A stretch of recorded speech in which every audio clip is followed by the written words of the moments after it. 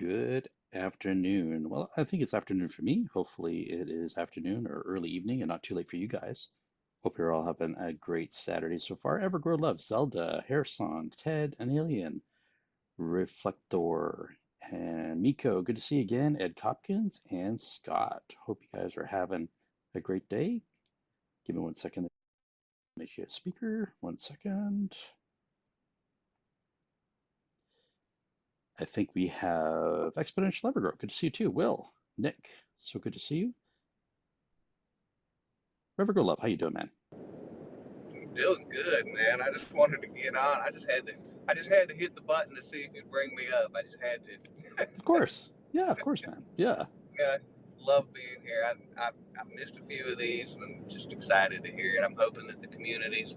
I noticed that they've been using a lot of what I've been putting out, so I'm stoked about it. I think it's great. Seeing Yeah. your artwork be used anywhere is just great, and then Oh, just amazing. Yeah, it's awesome. Just absolutely love it. Thank you. not a problem. I'm going to mute myself. I just wanted to, in case I have a question or something. Yeah, for sure. Thanks for being here as always, and I hope your rest of your drive goes smooth for you. I'm gonna bring Uh, up what's that? Go ahead. I was just gonna say traffic's good right now, so I think we're Good. good. Let's hope it stays that way. Yeah. I'm gonna bring up Libby here 1 second. Libby, how you doing? Thanks for being here today. What's going on? To thank EverGrow Love for the amazing art. I have been using it a lot. Awesome, awesome. Any particular favorites? Well, no, I don't know where to start, They're man. all It's yeah, they're all good. It's awesome. good. It's awesome, isn't it? I actually currently have both my lock screen and home screen set to the artwork. Awesome. Yeah, and amazing work. Absolutely love it. Awesome. Thank you for doing that, man. Really appreciate it. We're gonna hopefully have Paul in here and Cody at some point. We'll just kind of hang out for a minute, and I'll give you a quick shout out here. Michael Garber, good to see you. Pepe LaRue, Hyperbeam, CWP, EGC Mike, good to see you too. Who else dropped in? Gringo and Stingo, Exponential Evergrow, Adam H, and Dimmy G, nice to see you. And I see what was it? Youngblood, B Youngblood, and Miles Williams. Good to see you too. Ethan, Selvik, who else dropped in here? And Nick Ward.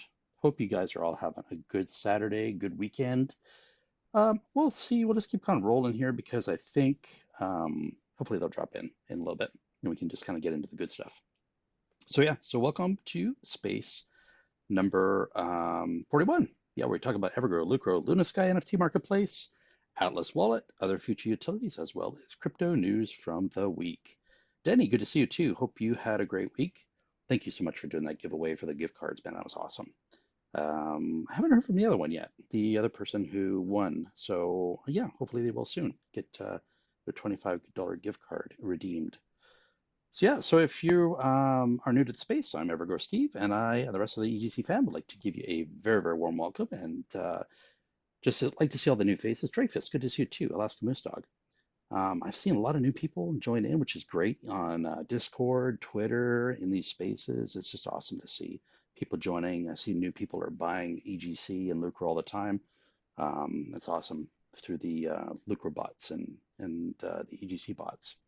So yeah, so if you're thinking of investing in EverGrow or Lucro token, or you already are, you're part of the best community in crypto. I really, really believe that. You will meet some of the best community members here on Twitter, Facebook, Discord, and on Telegram. Everybody here is really, really supportive. So we're here to help answer your questions if you're brand new. I'm not sure about something as far as, sometimes people just don't understand and they don't know how the reflections work, things like that. So we have a lot of great resources that for everyone here, especially on the places that I go to, like Facebook, Discord. People have spent hours building all those resources for you. So if you're not familiar, just get in there and just dive in. Got a great community. The great thing about this space is now you can listen live, of course, but you can also listen to the recorded replay here on Twitter. I pin it to my profile. And also you can find it recorded on all podcast platforms, including Apple Podcasts, Spotify, iHeartRadio, Amazon Music. And yeah, there's a few other ones too. Actually, I think it's like 8 or 10 or something. Yeah, you just need to search EverGrow Steve in your favorite podcast streaming platform, and you will find it. I also upload these to YouTube as well, so you're more than welcome to join and listen in there. I've seen a few people do that. So before we get into, let's see, no, let's get into the news. Get an idea of what's kind of going on in the market. This one was kind of a news slash scam. So this was from Cointelegraph. There's a Uniswap scam alert. Apparently, fraudsters are impersonating executives and create a fake website. So Hayden Adams, the creator of Uniswap Protocol and CEO of Uniswap Labs, recently expressed his surprise on Twitter regarding a scam where individuals created a fake Uniswap website. In a tweet, Adams indicated his astonishment at the elaborate nature of the scam, emphasizing that it required a significant amount of effort. He further disclosed that scammers had incorporated Chinese community content in their scheme and even included links directing users to the legitimate Uniswap app on their deceptive website. To add an extra layer of credibility to their scheme, the scammers went into great lengths by organizing an hour-long Zoom recording showcasing individuals pretending to be high-ranking executives from Uniswap. This orchestrated video presentation aimed to deceive viewers into believing the authenticity of the scam. Upon viewing the video, Adams expressed his bewilderment, stating, "This video is nuts. No idea who any of these people are." To dispel any misconceptions, Adam made it clear that neither Uniswap nor the Uniswap Foundation had any form of association or involvement with the video in question or the individuals who appeared in it. Crypto Twitter speculations that the scam might revolve around video showcasing people in Shenzhen, China, promoting the Uniswap token. The footage reportedly bore titles such as "The First Uniswap Asian Summit" and "Guest CEO of Uniswap." Adams and his team have been engaged in efforts to combat and mitigate the impact of the scam. Their efforts involve taking down domains used to create the forged website. Twitter user Roland shared his astonishment regarding the event described in Adams' tweet. Despite near Shenzhen, he expressed unfamiliarity with such event and speculated that it could have been organized discreetly due to a stringent cryptocurrency regulation in China. The People's Bank of China prohibited crypto exchanges from operating in the country in 2018, claiming they encouraged public financing without approval. China has banned all cryptocurrency operations since September 2021. So yeah, it's kind of a interesting, coming across. It must have been well thought out. So be careful, guys. I think any website, you should just be really careful. It's easy to change just one little thing on a website to make you think that it's one thing when it's not. But even when I go to, our website, I'm really super careful. I double check. You just can never tell it because you got to connect your wallet at some point, right? Especially I like to check my rewards and stuff like that. So this one is kind of interesting also from Cointelegraph. Here's how developers aim to store crypto inside NFTs. I would be very curious to hear how Rocket and Cody think about this. Cody, how you doing? Thanks for dropping in. I didn't see you pop in there. I'm going to give you the mic, and you're more than welcome to drop in. If you just want to listen, that's cool too. So developers have recently published an Ethereum Improvement Proposal, EIP for short, introducing a new way to use non-fungible tokens. With this system, all NFTs can have a smart contract, allowing them to store other NFTs or crypto in the token. I thought it was fascinating. Cody, how you doing? Hey, Steve, I'm doing good. How are you? I'm very well, thanks. I don't know if Rocket, you could speak, but I would love to hear your opinion, and you and Cody as well, about this whole article that I'm covering. I don't know if you caught part of it already, about storing NFTs within NFTs and crypto within NFTs. I'll keep going if you like. Yeah, keep going. I'm interested to hear about this. I have not seen the article myself. I'd love to read it. You or Rocket, more than welcome to jump in at any time. But like I was saying, developers have recently published an EIP proposal introducing a new way to use NFTs. With this system, all NFTs can have a smart contract account, allowing them to store NFTs or other cryptos, tokens.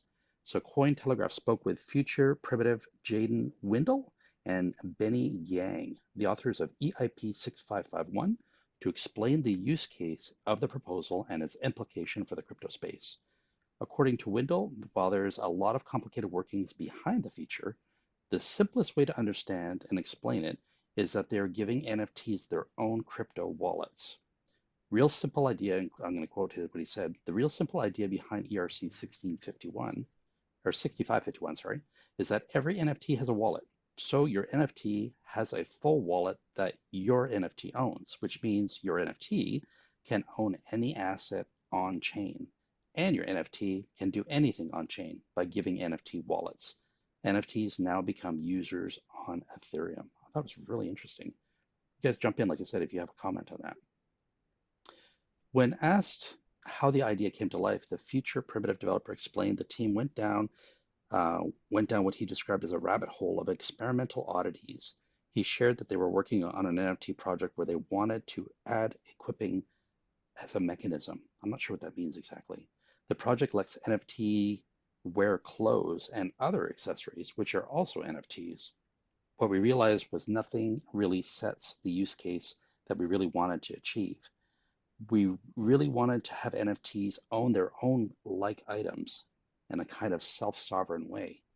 We really wanted to be able to do that in a way that would just work with all existing tooling, he explained. Moreover, Wendell said, he also shared that he wanted other projects to be able to use, other projects to be able to take advantage of this new mechanism and build something that could apply to NFTs in general. Some potential use cases for ERC 6551. In terms of use cases, the developer said that this could be applied to blockchain gaming and take the form of an inventory system. Furthermore, it can be used in a DAO, or decentralized autonomous organization, where instead of the history of a DAO member being separated by an NFT and a wallet, it can be placed into NFT itself. Airdropping assets into NFTs can also potentially increase the value of the asset. As the new mechanism seemingly has many possibilities, Cointelegraph asked Yang what this could mean for the crypto space. The NFT veteran said that apart from asset ownership, this could be also a social identity to NFTs, adding new functionality to buying, selling, and trading NFTs, he explained. We're trying to introduce 3 new actions you can pursue with an NFT. It becomes, became, interact, and use. You can become your NFT, and you can interact with it, and you can use your NFT. Yang believes this will make NFTs entirely different from JPEGs, becoming new internet identities. Furthermore, the future primitive executive explained that if artificial intelligence is employed, it can turn NFTs into fully on-chain network playable characters in blockchain-based games. You can read the rest of the article on Cointelegraph. I thought it was really fascinating. That's really interesting. Yeah. And so my head's been down for a while, so this kind of is news to me. But yeah, I could think of hundreds of uses for that. That'd be really interesting. Because right now, a lot of things some projects try and do is have open up little trade stores where they sell like secondary items for your NFTs, and then this whole kind of process where then you get the new merged NFT once you kind of fuse them, so to speak. Exactly. But at the end of the day, it's still just a different NFT. In this case, you would actually have the original NFT taking on new properties. Exactly. And so very interesting. In terms of gaming, I wonder if it would be, because I mean, I used to play like, online role-playing games and stuff like that, and you would get like an item, right? And you could store multiple items within that item. So it would almost be like a chest, where you open it up and there's a bunch of stuff in there. And it's like a bag of exactly. clothing? Is that what you're getting at? Exactly. And it'd be really fascinating stuff. Paul, how you doing? Thanks for joining today. I think something. Oh, go ahead. Sorry. I was saying, hey guys, how you doing? Hey. Howdy. What's going on, Paul? Nothing. I'm just, always fashionably late. you know me. I'm just glad you made it. That's cool. Appreciate it. All good. Appreciate it. So what are we going to talk about today? So overall, the market conditions I'm seeing kind of just, I wouldn't say it's flat, but a little bit up. I think people are kind of collectively a little bit more relaxed now that U.S. debt limit has reached a deal on that.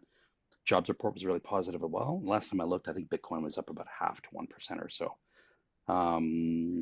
The LunaSky NFT marketplace developments. I thought this was interesting. It's been a very interesting week, and I'm sure you guys would love to go into detail about this. Moon, good to see you, man.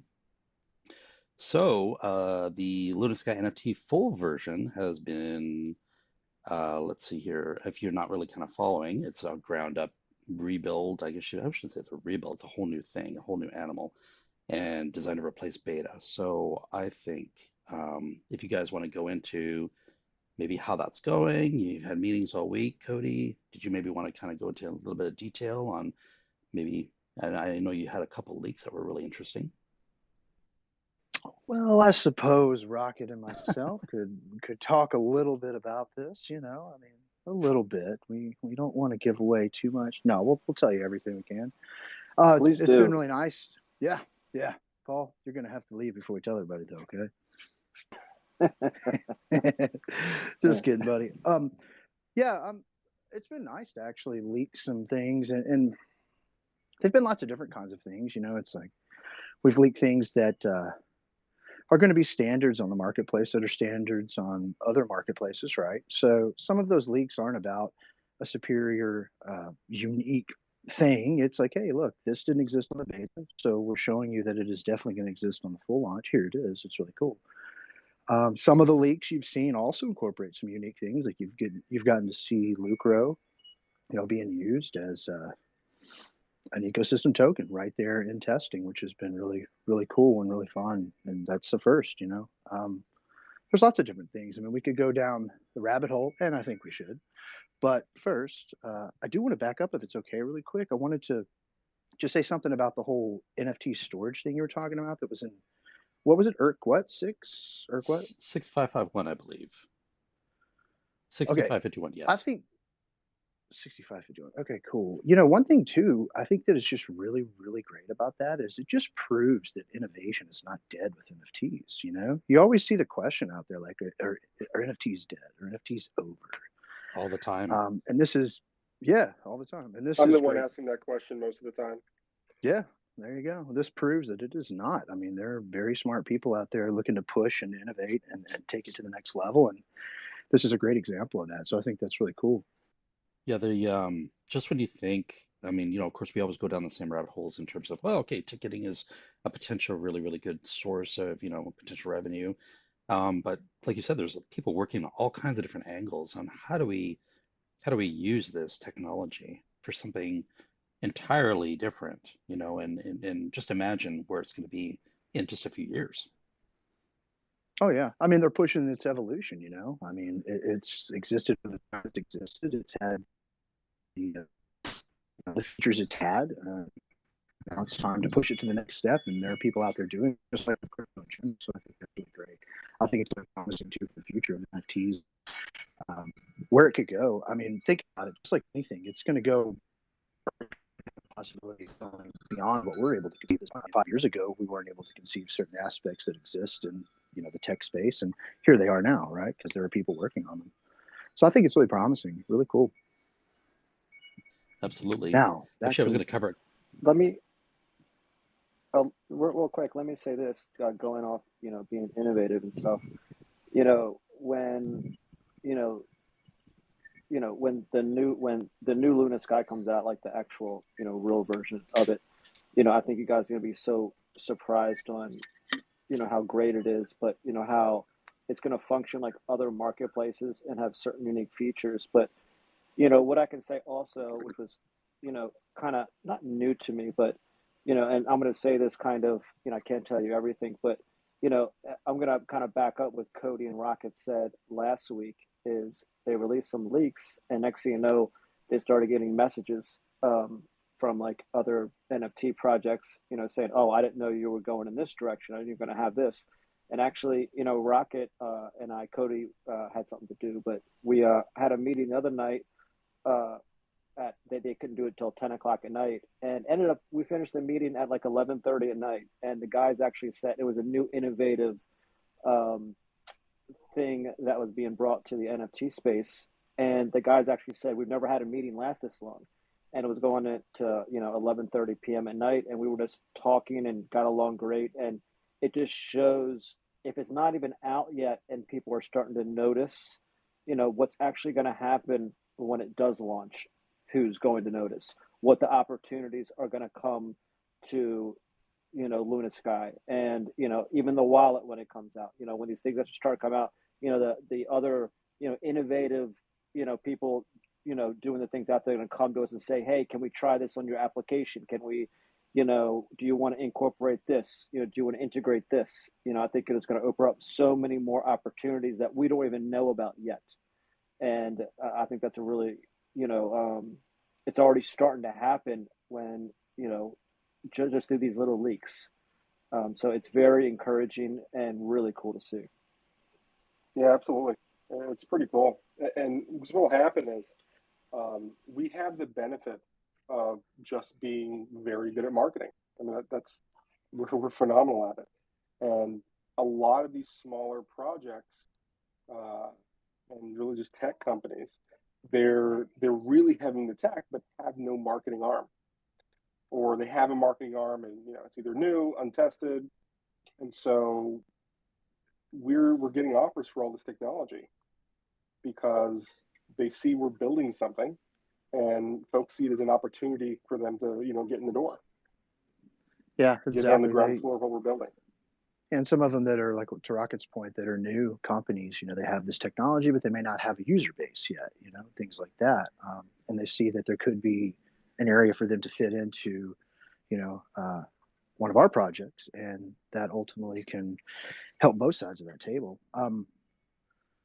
To Paul's point, gosh, I was just thinking about so many things when he was talking. I was really trying to listen to him, but so many things were popping in my head. I think I may have even lost him. May have to come back to me on that one. Paul, you were speaking about the innovation, and you were speaking too about, oh yeah, here we go. So this kind of ties back into a little bit what Paul was saying, into Rocket's point. With the existing LunaSky beta, it's very limited in a lot of different aspects, right? One of the big aspects that it's limited is big projects cannot operate on the beta. They just can't. Big projects cannot operate on the beta because the beta doesn't have the features for them to be able to operate. And the beautiful thing is about the full launch is that's why it's appealing now, is because it's designed to be a traditional marketplace where big projects can launch from, they can operate from, they have the tools and the means to do it on that platform. They do not on the beta. We could go into detail what those are, of course, but just know that they can't, right? So that's great, and that's really appealing too, because we've got a lot of folks, we have a lot of friends in the space, we have a lot of new contacts, and we're always trying to network with people, and it's like now there's actually an opportunity for a big launch from our platform. And that's one of the big reasons of a rebrand, is that we knew that the beta was not just the functionality aspects and not just the bugs and things like that, but limited in the overall function, that there's a lot of things that can't be done that really need to be done for that platform to excel to the next level, right? So it was plateaued at what it was. Building a whole new platform was the answer, to a lot of issues that we face with it. So, yeah. And I think, is it fair to say that you didn't know how limited it really truly was until it was already out, and then you realize we can't just tweak this thing, we've got to start over and build something entirely new? Oh, yeah. I'm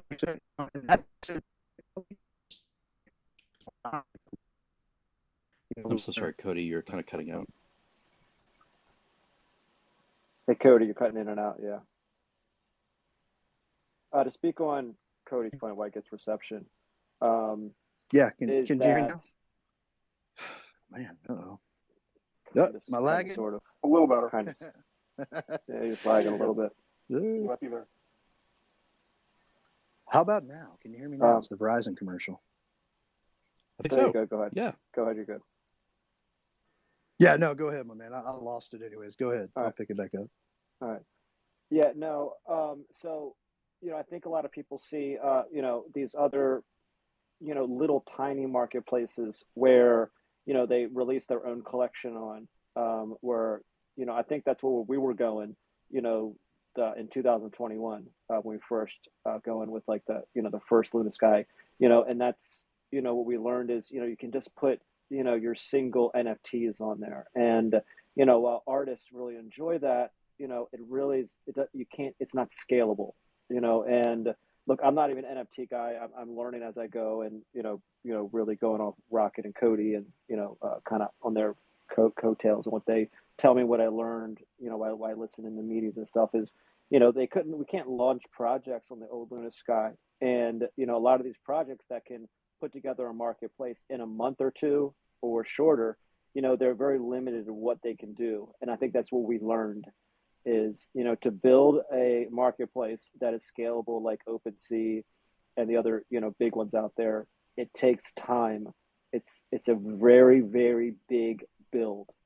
And ours is kind of be very different. It's going to be very easy to navigate. And when you first get on it, it may look like 4 pages, but it's really deep.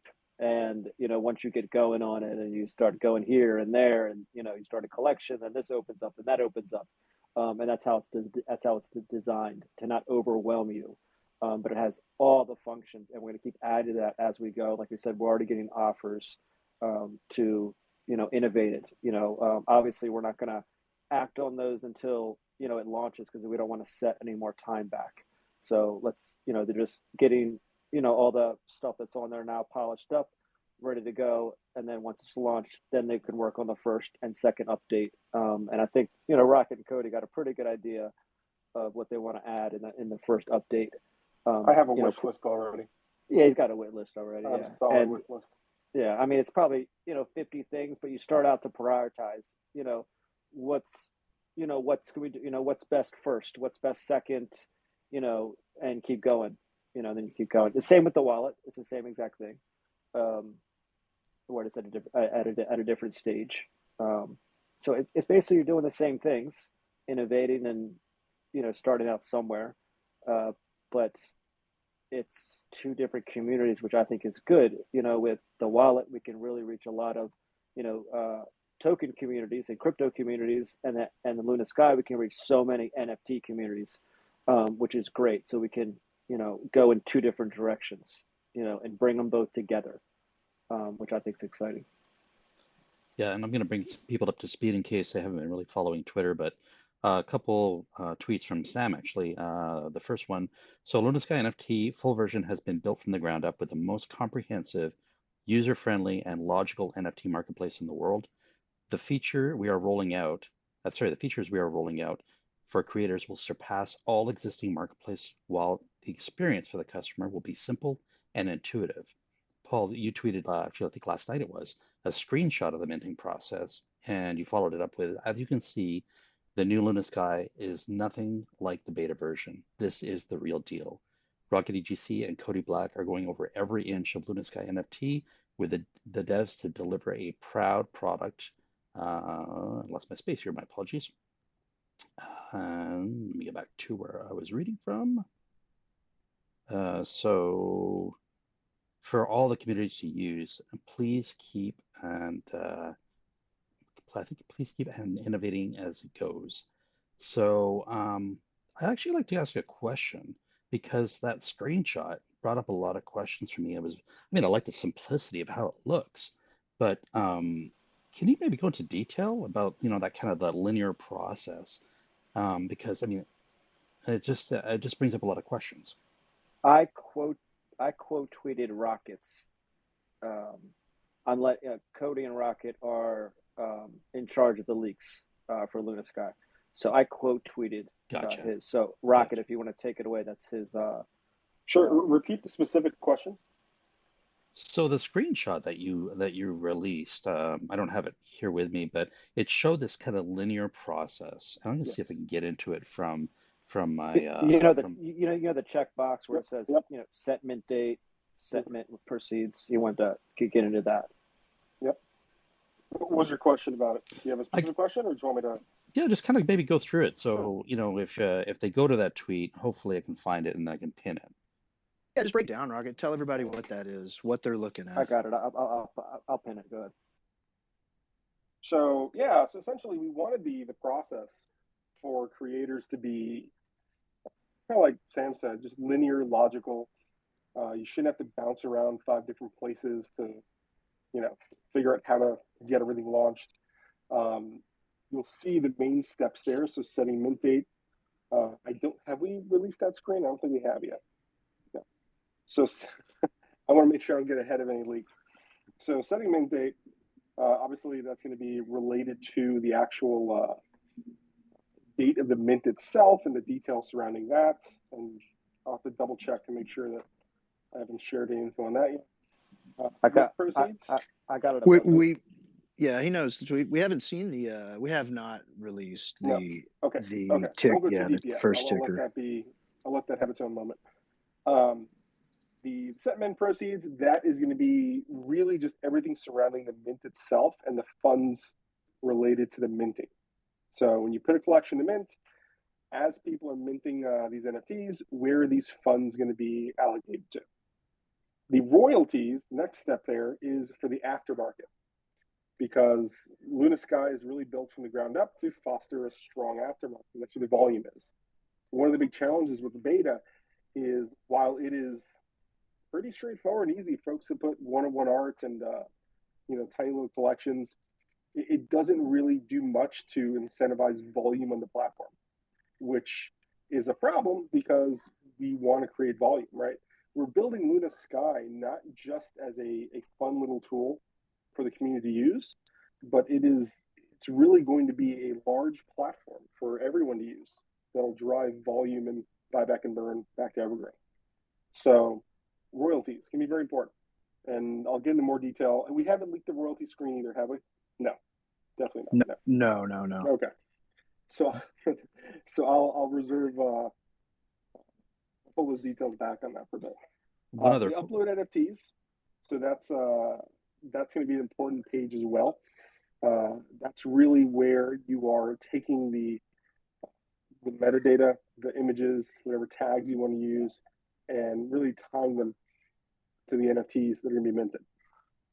There's Cody. Have we shared much? We haven't shared much from there yet. Have we? Maybe. No, we have not. Nope. No. But what I will tell you is that there will be a particular focus and really efforts to drive ease of use of the bulk uploads. So if you did want to create a collection with, whether it's 100, 1,000, 10,000 pieces, it's going to be pretty easy to get that going. Obviously, for folks that are building a 10,000 piece collection, there's a lot of other technical things to keep in mind.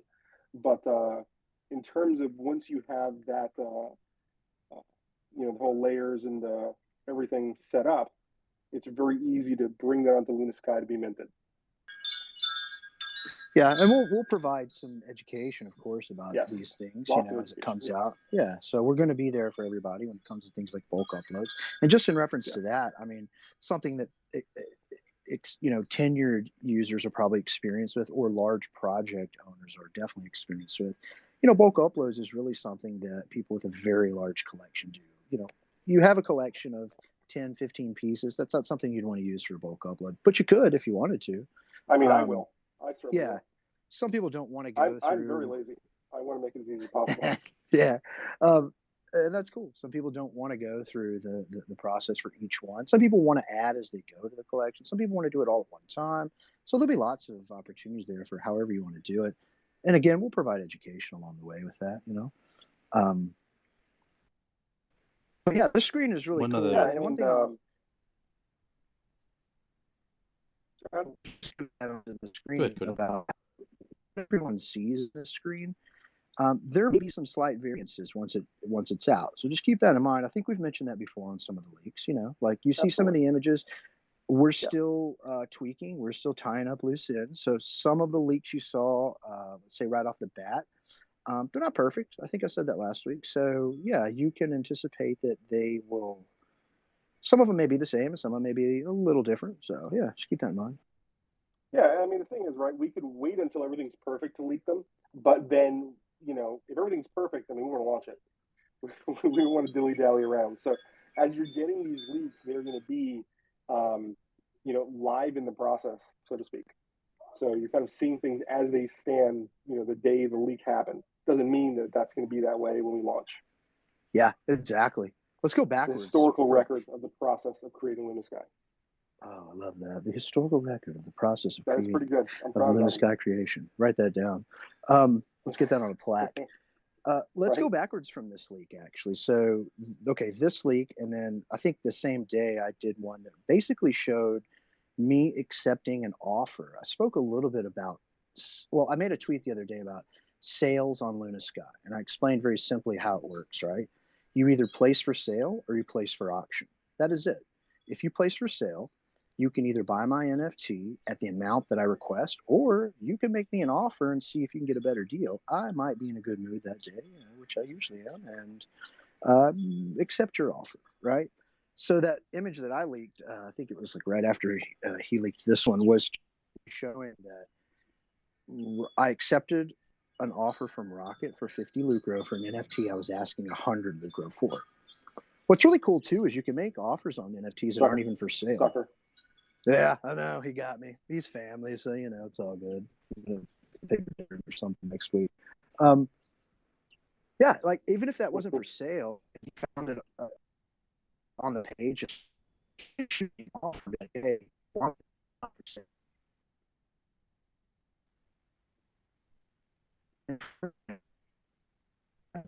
Sorry, Cody, you're cutting out real Oh bad man, again. you're getting destroyed.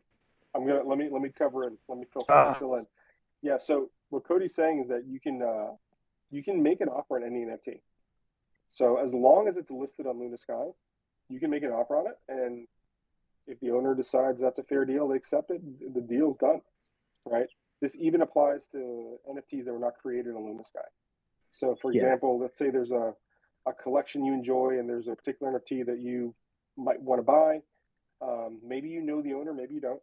You can make an offer on it on LunaSky if it's listed, and shoot him a DM or tag him. Say, hey, I made an offer on LunaSky. If you want to accept it, come on over.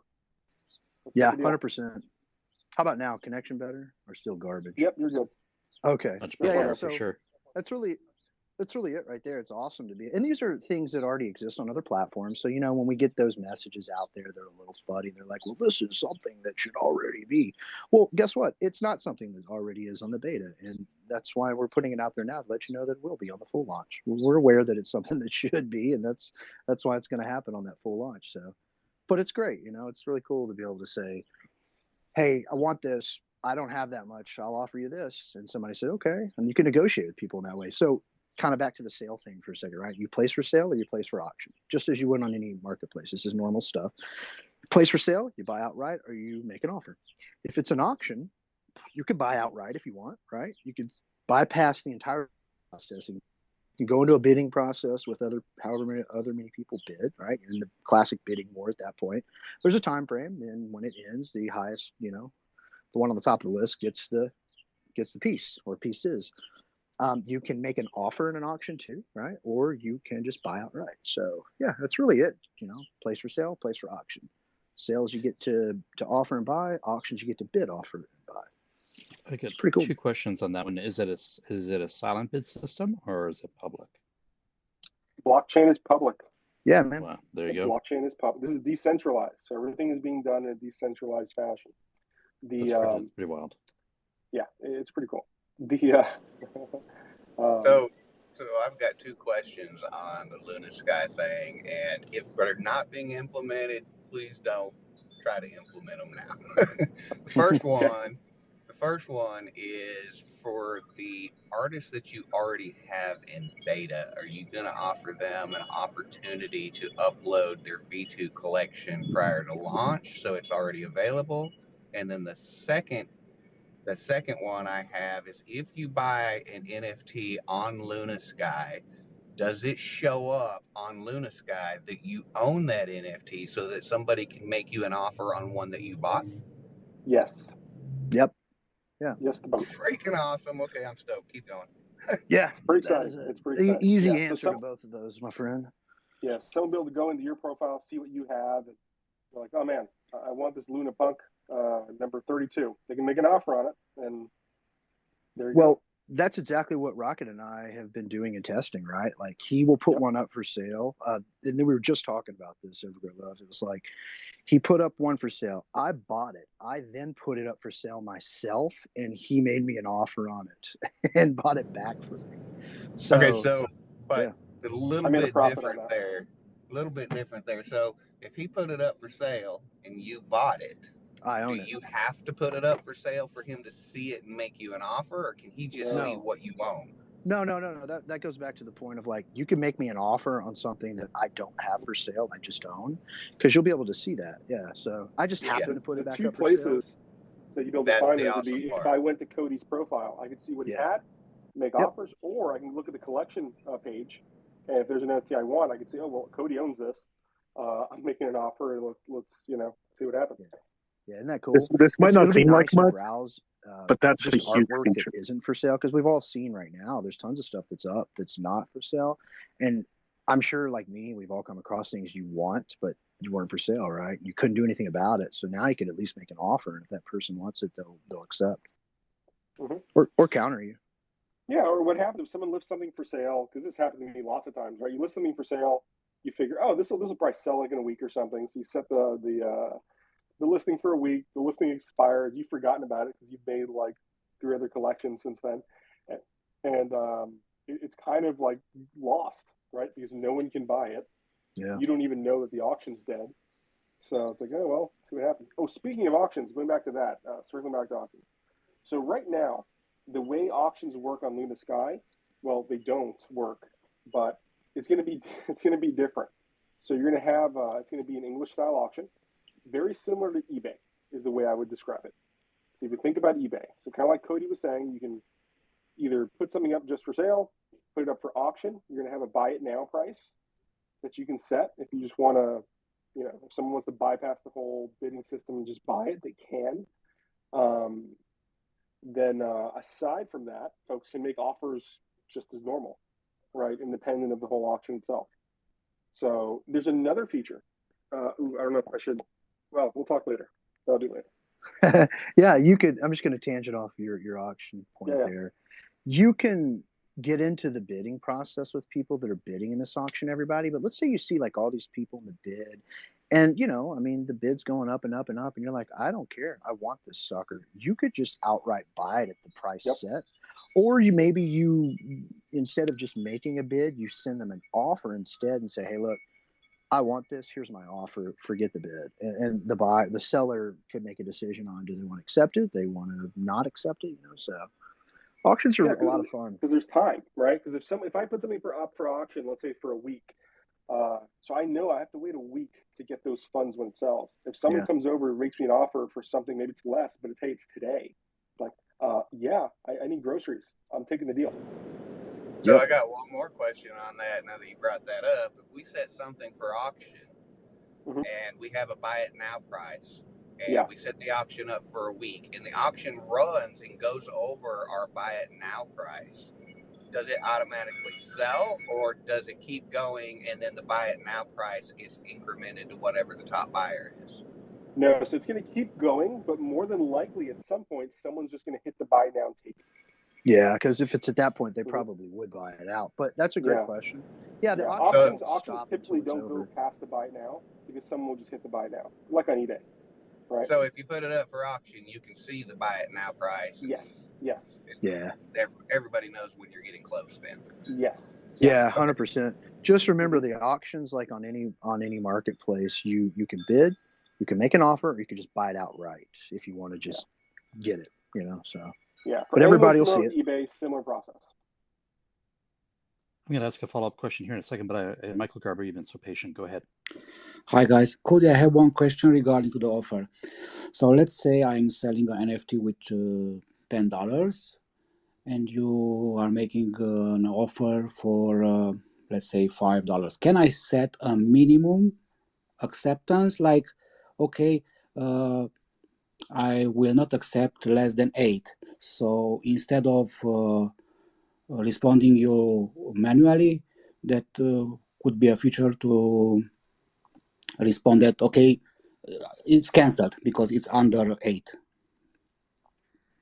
Yeah, good question. Not at the moment.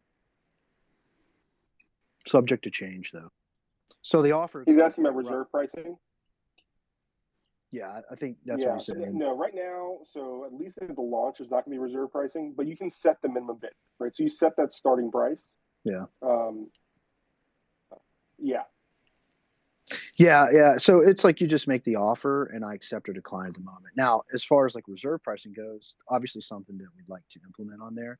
So, but at the moment, no. It's on the wish list.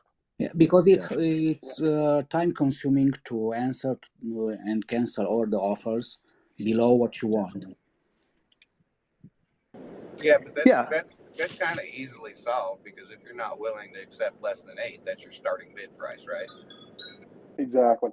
But having the reserve is nice, and the reason why we do ultimately want to implement it is because you can set something at a really low starting price just to get attention, and then kind of let it run. I personally am not a fan of reserves. Like, I don't bid on auctions that have reserves typically, because if I'm bidding, I want to know I have a chance to get it, right? It kind of feels, Yeah. if you've ever like used eBay or something where there's a hidden reserve, and you make a bid, and it's like, oh well, it doesn't meet the reserve. It's like, all right, well, I just wasted my time. So I'm kind of mixed on reserves personally, but I do think ultimately we want the platform to have it as an option, because it's just an option, right? The creator can choose to have it or not have it. Yeah, and some people, like to Michael's point, the autonomy of it, they like the autonomy of it. I mean, being able to not have to constantly pay attention to the offer and decline it, setting a reserve on it, amend, and then boom, it's sold. So I think there's a pro and con, and I really just think it's personal preference when it comes down to it.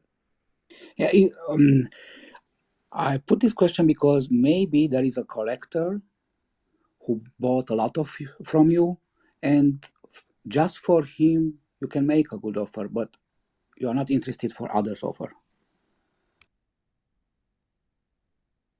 Yeah, and that's reasonable. It makes sense, To Rocket's point, something that we would like to implement regardless of how, let's say Rocket's, to his point, he's not a big fan of reserves.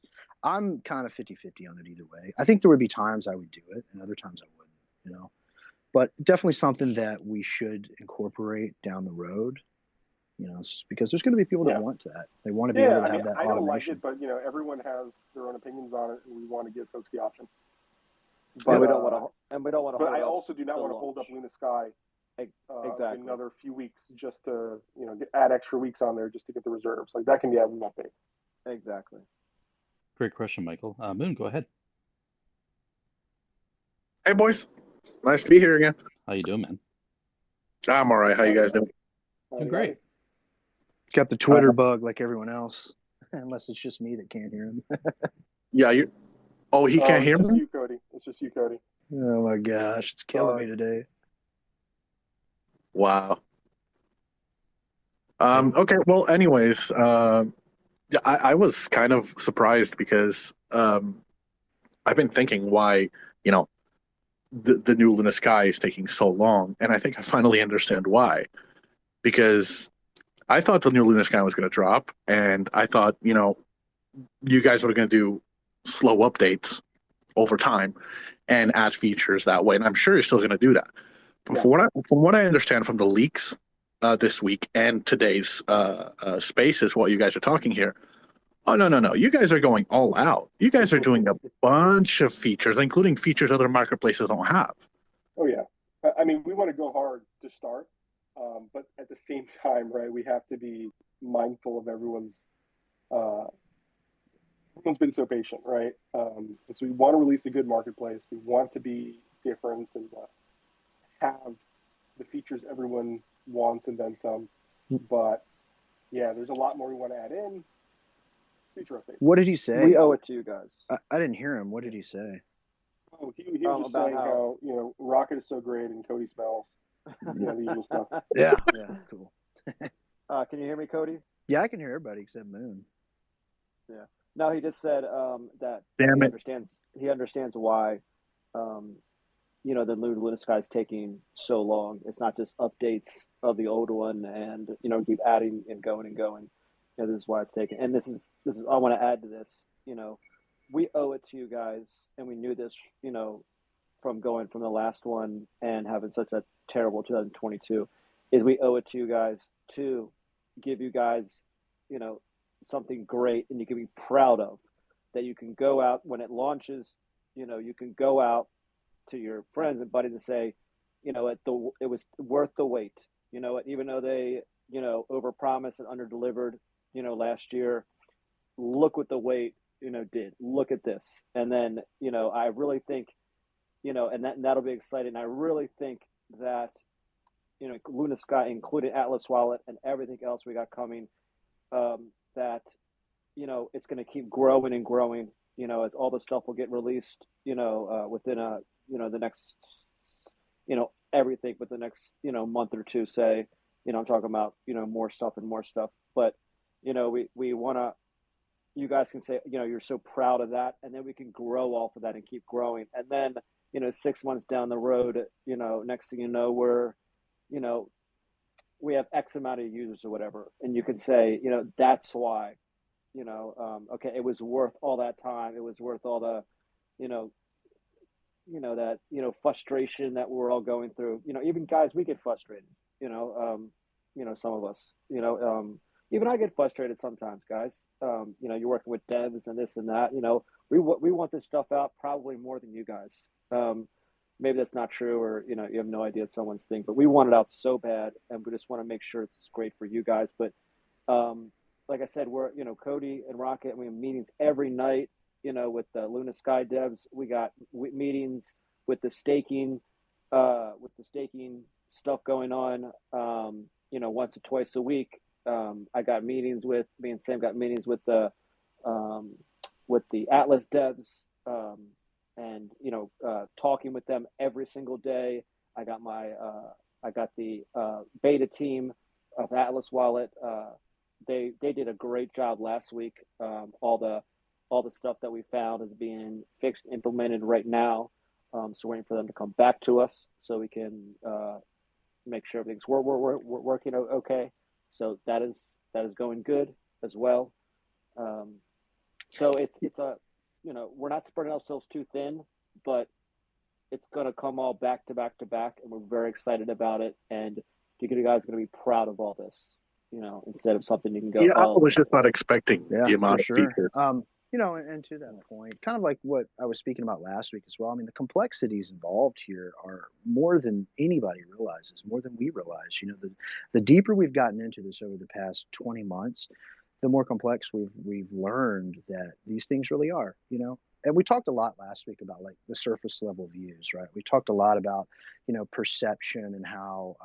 To my kind of tweet today is really just kind of a window to look at reality through, et cetera. So it's like, it's amazing to me how complex this stuff is. Developers are human beings. They're not robots. They're not calculators, Management staff, mods, admins are human beings. They're not robots. They're not calculators, right? We learn, we grow, we make mistakes, we try not to repeat them, etc.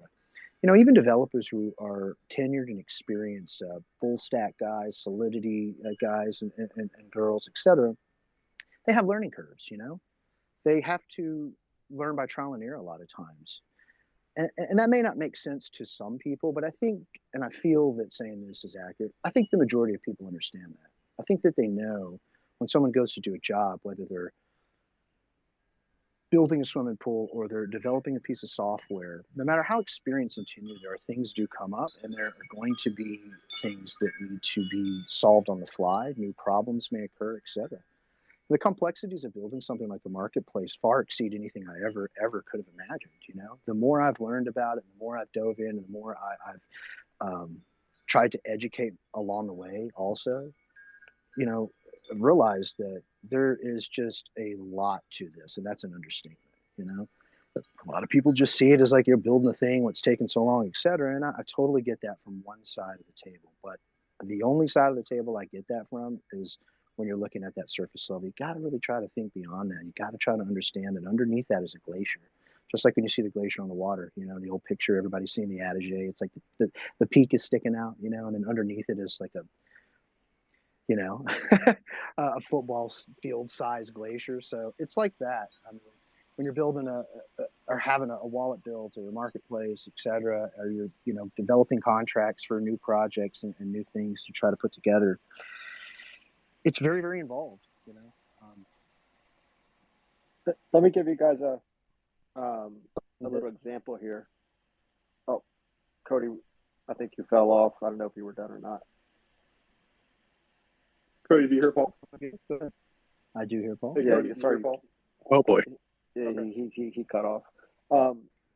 Something like I want to tell you guys something we found in the beta, and what we're how deep we're going here is, so we were some of the wallet beta team, we were testing sending NFTs to each other to make sure they show up, and one would show up and then another one wouldn't show up, and we're trying to figure out what it was, and we ended up finding out what it was is that the wallet contract, in it with the little words, only said it accepted, JPEG files, and the NFT was a GIF, let's say, or SVG.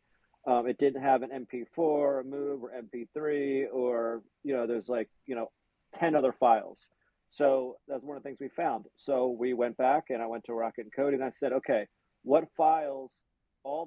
Give me all the file types that are on LunaSky, and ones, all the ones that are on LunaSky, which are on the bigger platforms also, and give me all that so I can give it to our wallet devs. So every single one of those can be available inside the wallet. So no matter which, NFT, if you can get the NFT on LunaSky, then you can be able to see it in Atlas Wallet.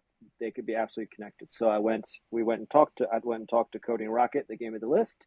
Then I went back to the wallet devs and said, I need all of these files to make sure they're available inside Atlas Wallet. This way, anyone who use LunaSky could also use Atlas Wallet with sending NFTs, and they all would show up. And these were all some of them are basic, some of them are not. But you want to get as many as you can that are the standard, at least, and some are not outside the standard, but you want as many as you possibly can. So we got the list. So that was one of the things we found. It was only accepted in 3 or 4, and that was in the contract, but we made them go back and put the ones in there so we can make sure we connect them. So we want to make sure they're both working in unison together. So it's just one of the things one of the bigger things we found in the wallet beta that we needed to fix and go back and make sure with the wallets. So one question I had actually for Rocket, I'll back up just a little bit, but you had tweeted this, you can easily choose to set collections to reveal art on Mint or use the password protected delayed reveal. Could you please elaborate on that? Because I don't understand the function Sure. and why that would be important. So, okay, so there's 2 different ways to kind of handle your collection, right? So if you're doing a mint, right? So the NFTs, as someone buys them, get minted, and they own them. What they're going to own is going to be the placeholder image that you set, right, for your collection. So just make an image to be the placeholder until they get revealed. You can choose that the moment they get minted, all of a sudden, it's going to immediately have all the metadata, the tags, the images, everything will show right away. So every time someone mints, immediately they see what they have. That's one way to do it. The other way would be if you want to make sure your entire collection gets minted. So if you are really doing a big marketing push, trying to get all these sold, you can have the mint reveal delayed until either a certain date or until the whole collection mints out, whatever you choose. And so you're going to make a password that you'll have to input to reveal those NFTs for everyone at that time. So you can have which is how the EverGrow Man NFTs were supposed to be, right? Supposed to be, yeah. Yes, indeed, yeah. So essentially, this is kind of perfecting the original intentions for how that's supposed to work out. So, but the reveal will be decided by the creator. So the creator gets to choose whether they're going to reveal immediately, or if they're going to come in afterwards to reveal them at a later date. So yeah, you can have things like reveal parties, or kind of work that into your marketing however you want to. Because again, what we're doing is we're wanting to support folks that want to build collections that are going to create volume. Because at the end of the day, this guy exists to create volume for EGC. That is the purpose. I could foresee, let's just say you were guys doing hear a... me? Oh yeah, I can hear you. Can you Yep. hear us? So sorry, I'm not sure what's happening. I, of course, heard Moon for a second, and he was gone. Can you hear me now? I can hear you. Yes. Oh, thank God. So That's I could better. foresee That's all. I'm that. good. I'll see you guys later. Wait, can you hear Steve? Oh yeah, we're good. I'm sorry, y'all. I apologize for interrupting. I just No, no something's worries. going on with the It's all good. connection here. I heard Rocket your point there, 100% accurate. You know, and to his point, it's important that people understand if you're a user of other platforms besides the LunaSky beta, this is the norm. This is what exists on other platforms, traditional NFT platforms. The beta wasn't built that way, and it should have been, but it wasn't. So for anyone that's only ever used the beta, these are going to be some things that might be learning curves for you, but we're going to be there for you. We're going to help you along the way. But these are the traditional aspects of an NFT marketplace. Very Yeah, cool. 100%. 100%. So I was going to ask, so I could foresee what popped How in can my I head do, when you were Steve? talking about the this whole kind of reveal is if you were doing a large collection, and let's just say in like with the EverGrow NFTs, you're not going to really know what rarity you'll have until you reveal Exactly. it. I love it. Exactly. Yeah. So, for example, you can make even it doesn't have to be a massive collection for this to be fun or useful. So, for example, let's say you have, I don't know, like, let's say you have 20 pieces, right? And so you put a lot of work into these 20 pieces, um, and you want to make sure that you mint them all out. Now, a great way to do that is you can do your marketing around the collection itself, get all the mints. Once they've all minted, then you reveal. Because let's say, for example, there's a particular one that someone wanted, and if they aren't getting that one, well, they're not going to mint one of your NFTs. And so that could limit how many folks actually participate in the mint. So it's a marketing tool, is what it is. Makes perfect sense. iSavior, do you have a question about that? Hello, good evening. I have a question. I have two questions. The first question that I have is that I want to first and foremost know whether this is a feature that is already designed or is always set by the creator. Apart from selling and also doing bidding in NFT marketplace, there's something like what we call instant sales.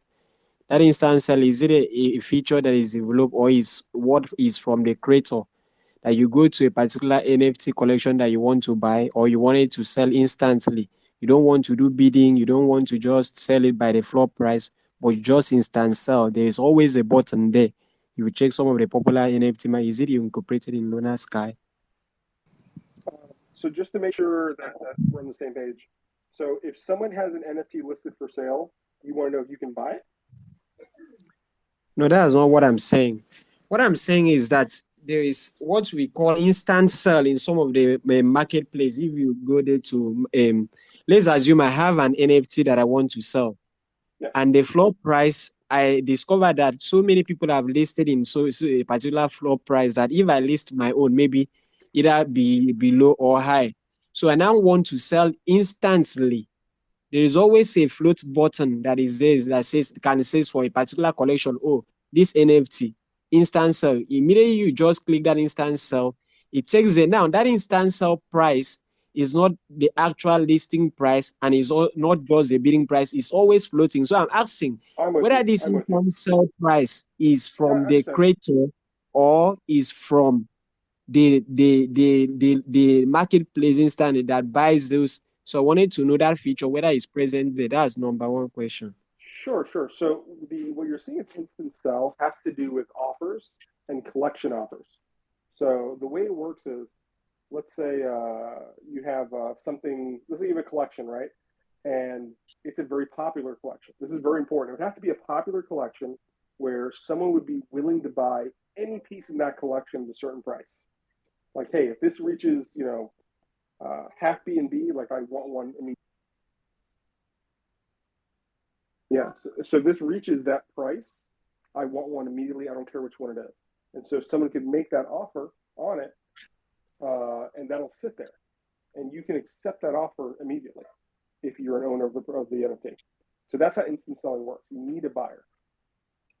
Okay, Okay. what was your second question? The second question is that I have two things in these Atlas wallets.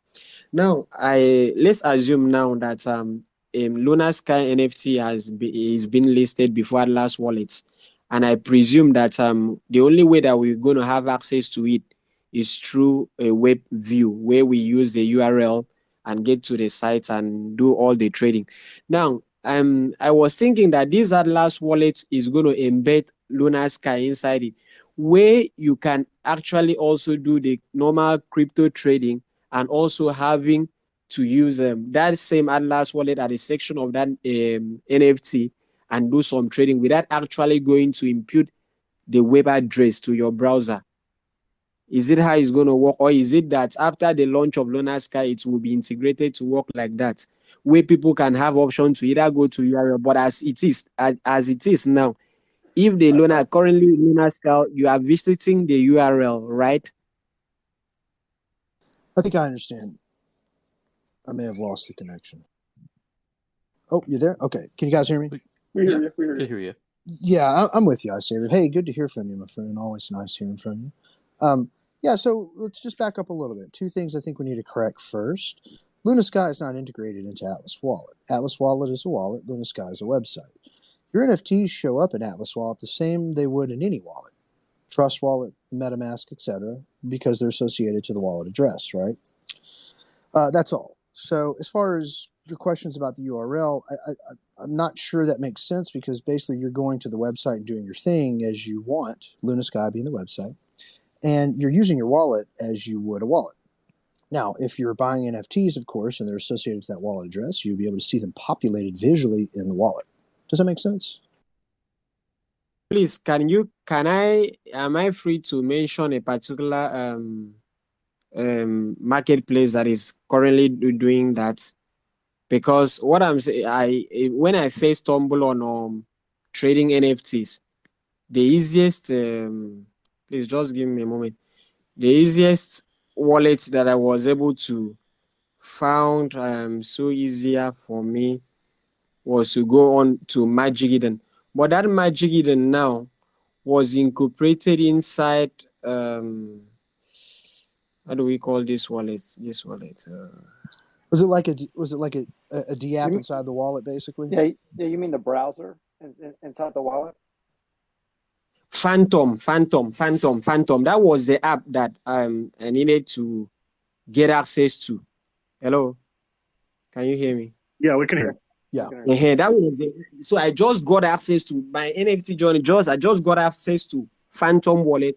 Going to that Phantom Wallet now, you understand me? There was a space where you can easily, there was tabs like Magic Hidden, other NFT marketplace. So what I was trying to say is that under that same wallet now, I can actually do some crypto trading and also actually do NFT buying and also do all those things now. But all those things I've not left that wallet to go and say. It's not that if I go to my computer that I cannot use that URL of that Magic Eden. But what I'm trying to say is that, are we going to incorporate Atlas Wallet in that scenario, that I can just come into Atlas Wallet and I have a search button that I can easily touch the LunaSky? What I'm trying to talk about, why I'm really particular The about dApp this is browser.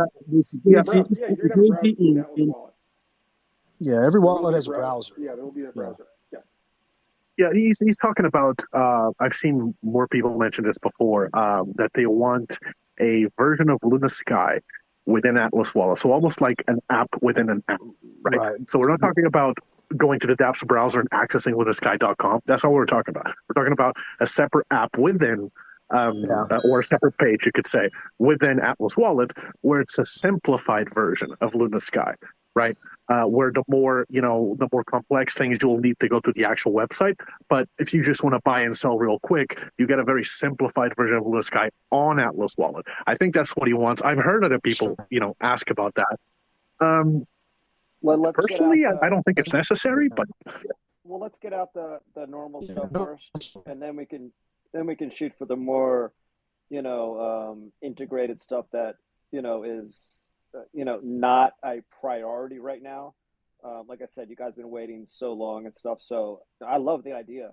That's the whole point of making Atlas Wallet so you can do everything inside it instead of having to go other places. Yeah, this is not something I'm very focused on, but like Savior, I've met quite a number of people who've asked me about this. So there seems to be some push towards that. I don't know. Well, that's cool. Sorry, this cool is thought, the definitely community too. Something.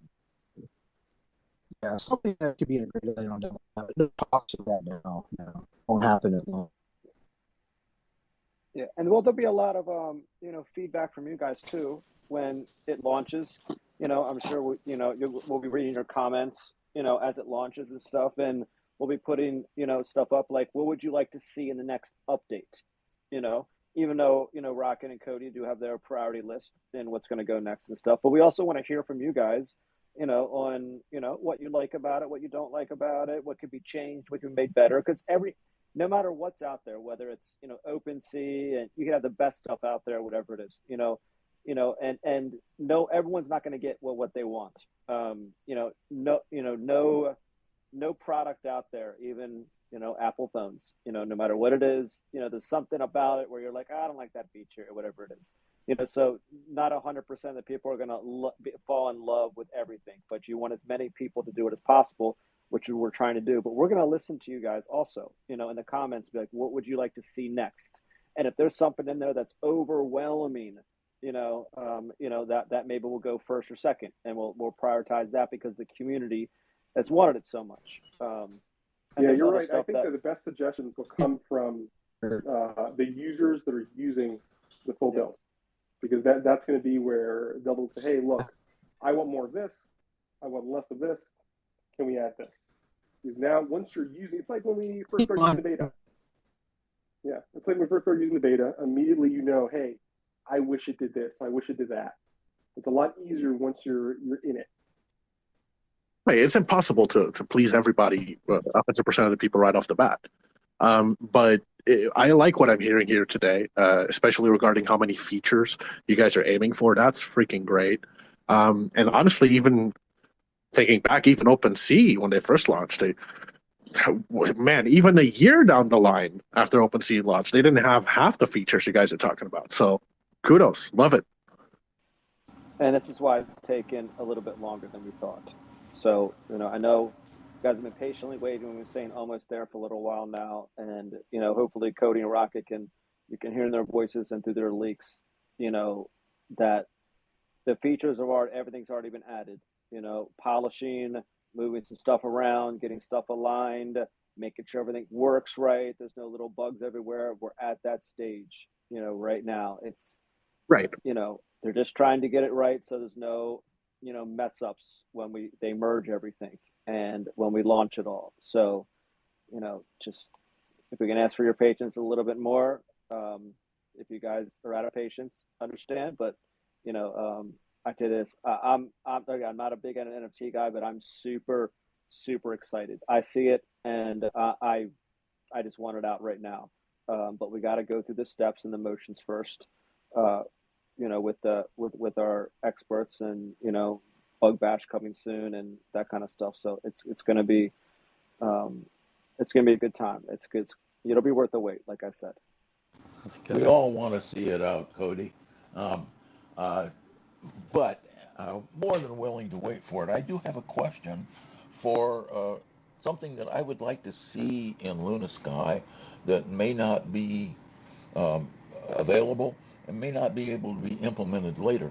I would like to be able to add a picture within a description of an NFT that is related to the NFT. Is that possible? So the trouble with that is in the description itself. Can you provide? Yes, that would be fine. Can you provide an example of how you would use that?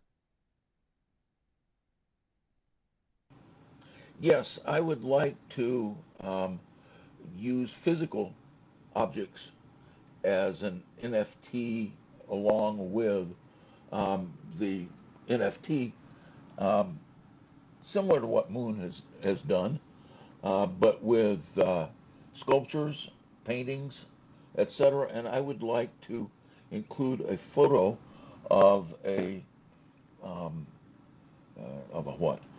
a security feature that links the physical object to the NFT.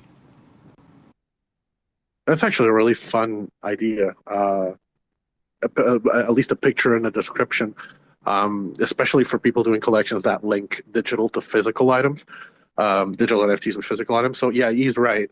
I'm pretty sure that is possible within the description to add a picture. Or perhaps a link to the image. Or even that. That would work too. Yeah, that sounds really interesting. So you want to be able to, in a sense, protect the protect what it is you're trying to basically, like, you're selling your NFT, but you also want to include or maybe sell a physical object, but you want to protect the authenticity of it. Is that right? Exactly. With some kind of a holographic addition to the piece. That's as an example. It's a really good idea. Fun. I love it. Yeah. And let me add another idea just real quick before we move on. I know this won't be on launch, but I've mentioned this before, and it's somehow the ability to have direct message between a buyer and a seller. Somehow some form of direct message that, doesn't even need to be recorded, but allows for discussion back and forth. And as soon as they, leave that chat, it deletes it forever. It doesn't matter. But that tunnel of communication between both, that would be so groundbreaking. No NFT marketplace has that. Yeah, we see a lot of requests for this, so it's absolutely on the top of the secondary priority list, 100%. Don't know how complex it would be to actually do on the back end, but we're Probably certainly, very. yeah, I'm thinking very, but we're certainly going to find out because it's something that is at the top of that list. So I want to just back up really fast, and I'm sorry about the connectivity stuff. I just want to mention one thing and this goes to iSavior and anyone else.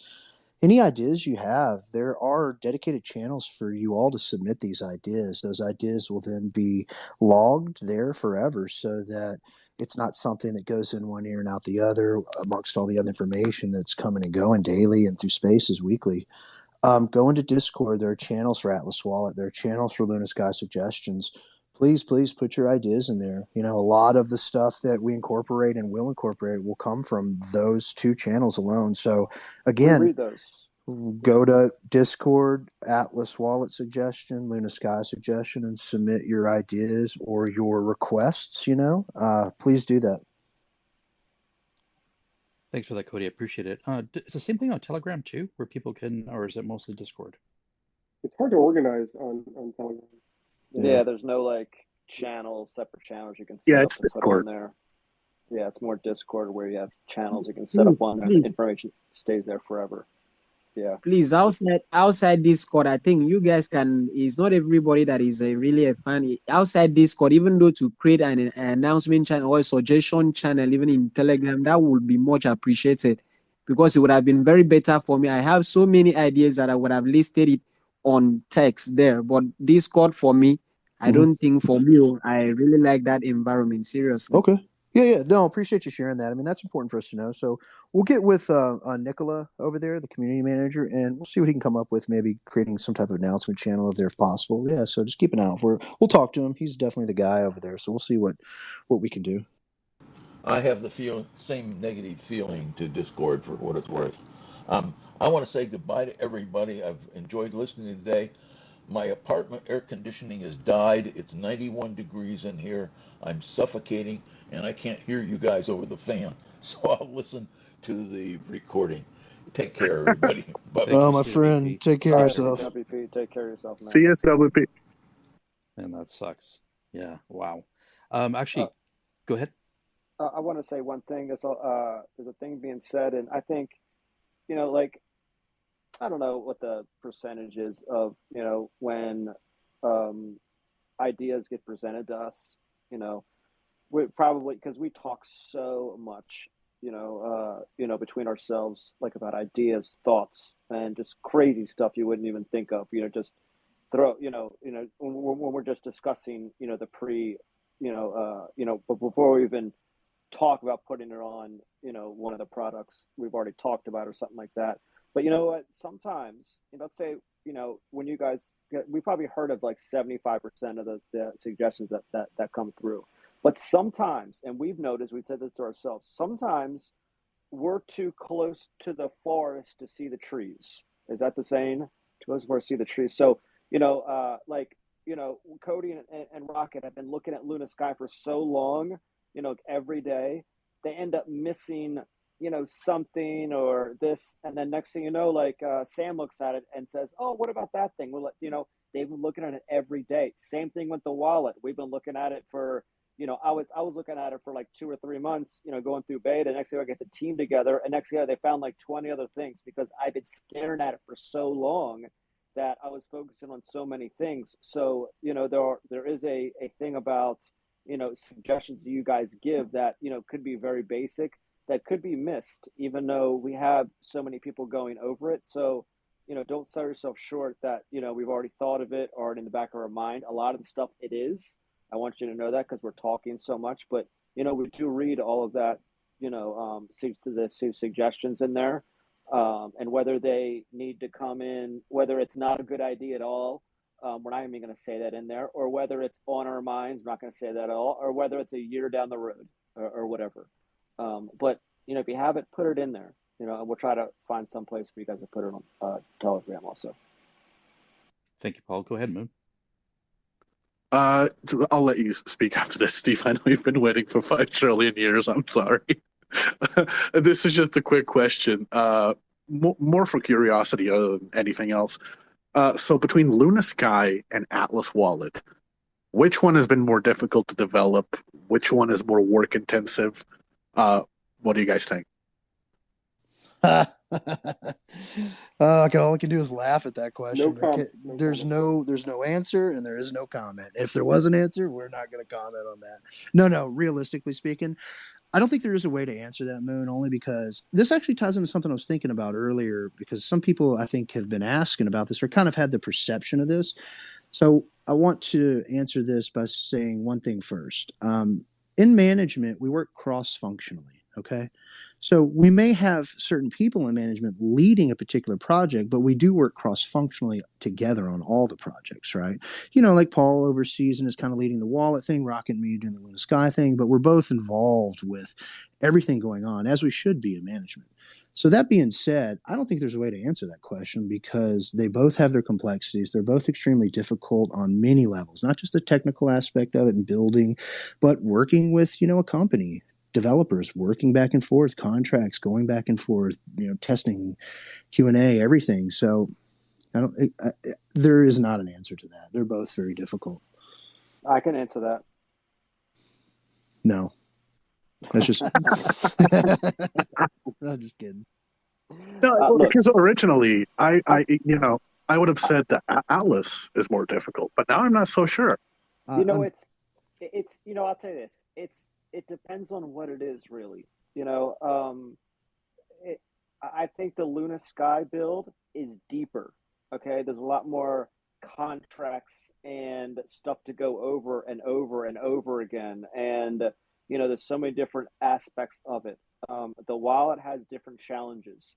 So while they're both difficult, they both have different challenges in its different place. Like, okay, with Atlas is we have a lot of different partners we're working with. Remember, we have to, work with, the direct buy partners, the other cross-chain swap partners and this partner and that partner, revenue splits and contracts and this, that, the other thing, plus working with the devs. With LunaSky right now, they're just working with the devs, but it's a very deep build. So it's a gray question, but it's a different kind of build. So I think, an answer of just like the actual build, I think LunaSky might be more difficult, but with, the setup of the wallet with, the revenue streams, and you have to have partners with the wallet. And we will have partners with LunaSky also, with projects that come aboard and stuff like that. We even have partners with Atlas Wallet that come aboard and stuff on the swap and stuff like that. But, I'm talking about pre-launch. It's just a different story because the partners have to integrate. It takes, a couple months just to integrate these things into a wallet. They have to integrate, Alchemy Pay, integrate Simplex, integrate Mercurio. We have to integrate all these things. They're going to keep going back and forth, the modules. I see what you mean. Different kind of complexity. Yes. Yes. Yeah, exactly. Same tree, different branch. Different branches of the same tree. I mean, one is not vastly more complex than the other, so therefore I think they exist on the same plane, just different complexities. So this actually, my next thing I was going to cover was actually your tweet, Cody, that you did a LunaSky devlog the other day and saying completed our functional testing of the bulk upload feature today. Works as expected. Never again will you be forced to suffer through an uploading collection on NFT at a time. And also not a single random wallet pop up in sight. I think I'm looking forward to that. Yeah, that was Rocket's tweet actually, but yes, it's been so nice. Not a single random wallet connect issue. It's the little things in life, it really is. That's when you sleep well at night.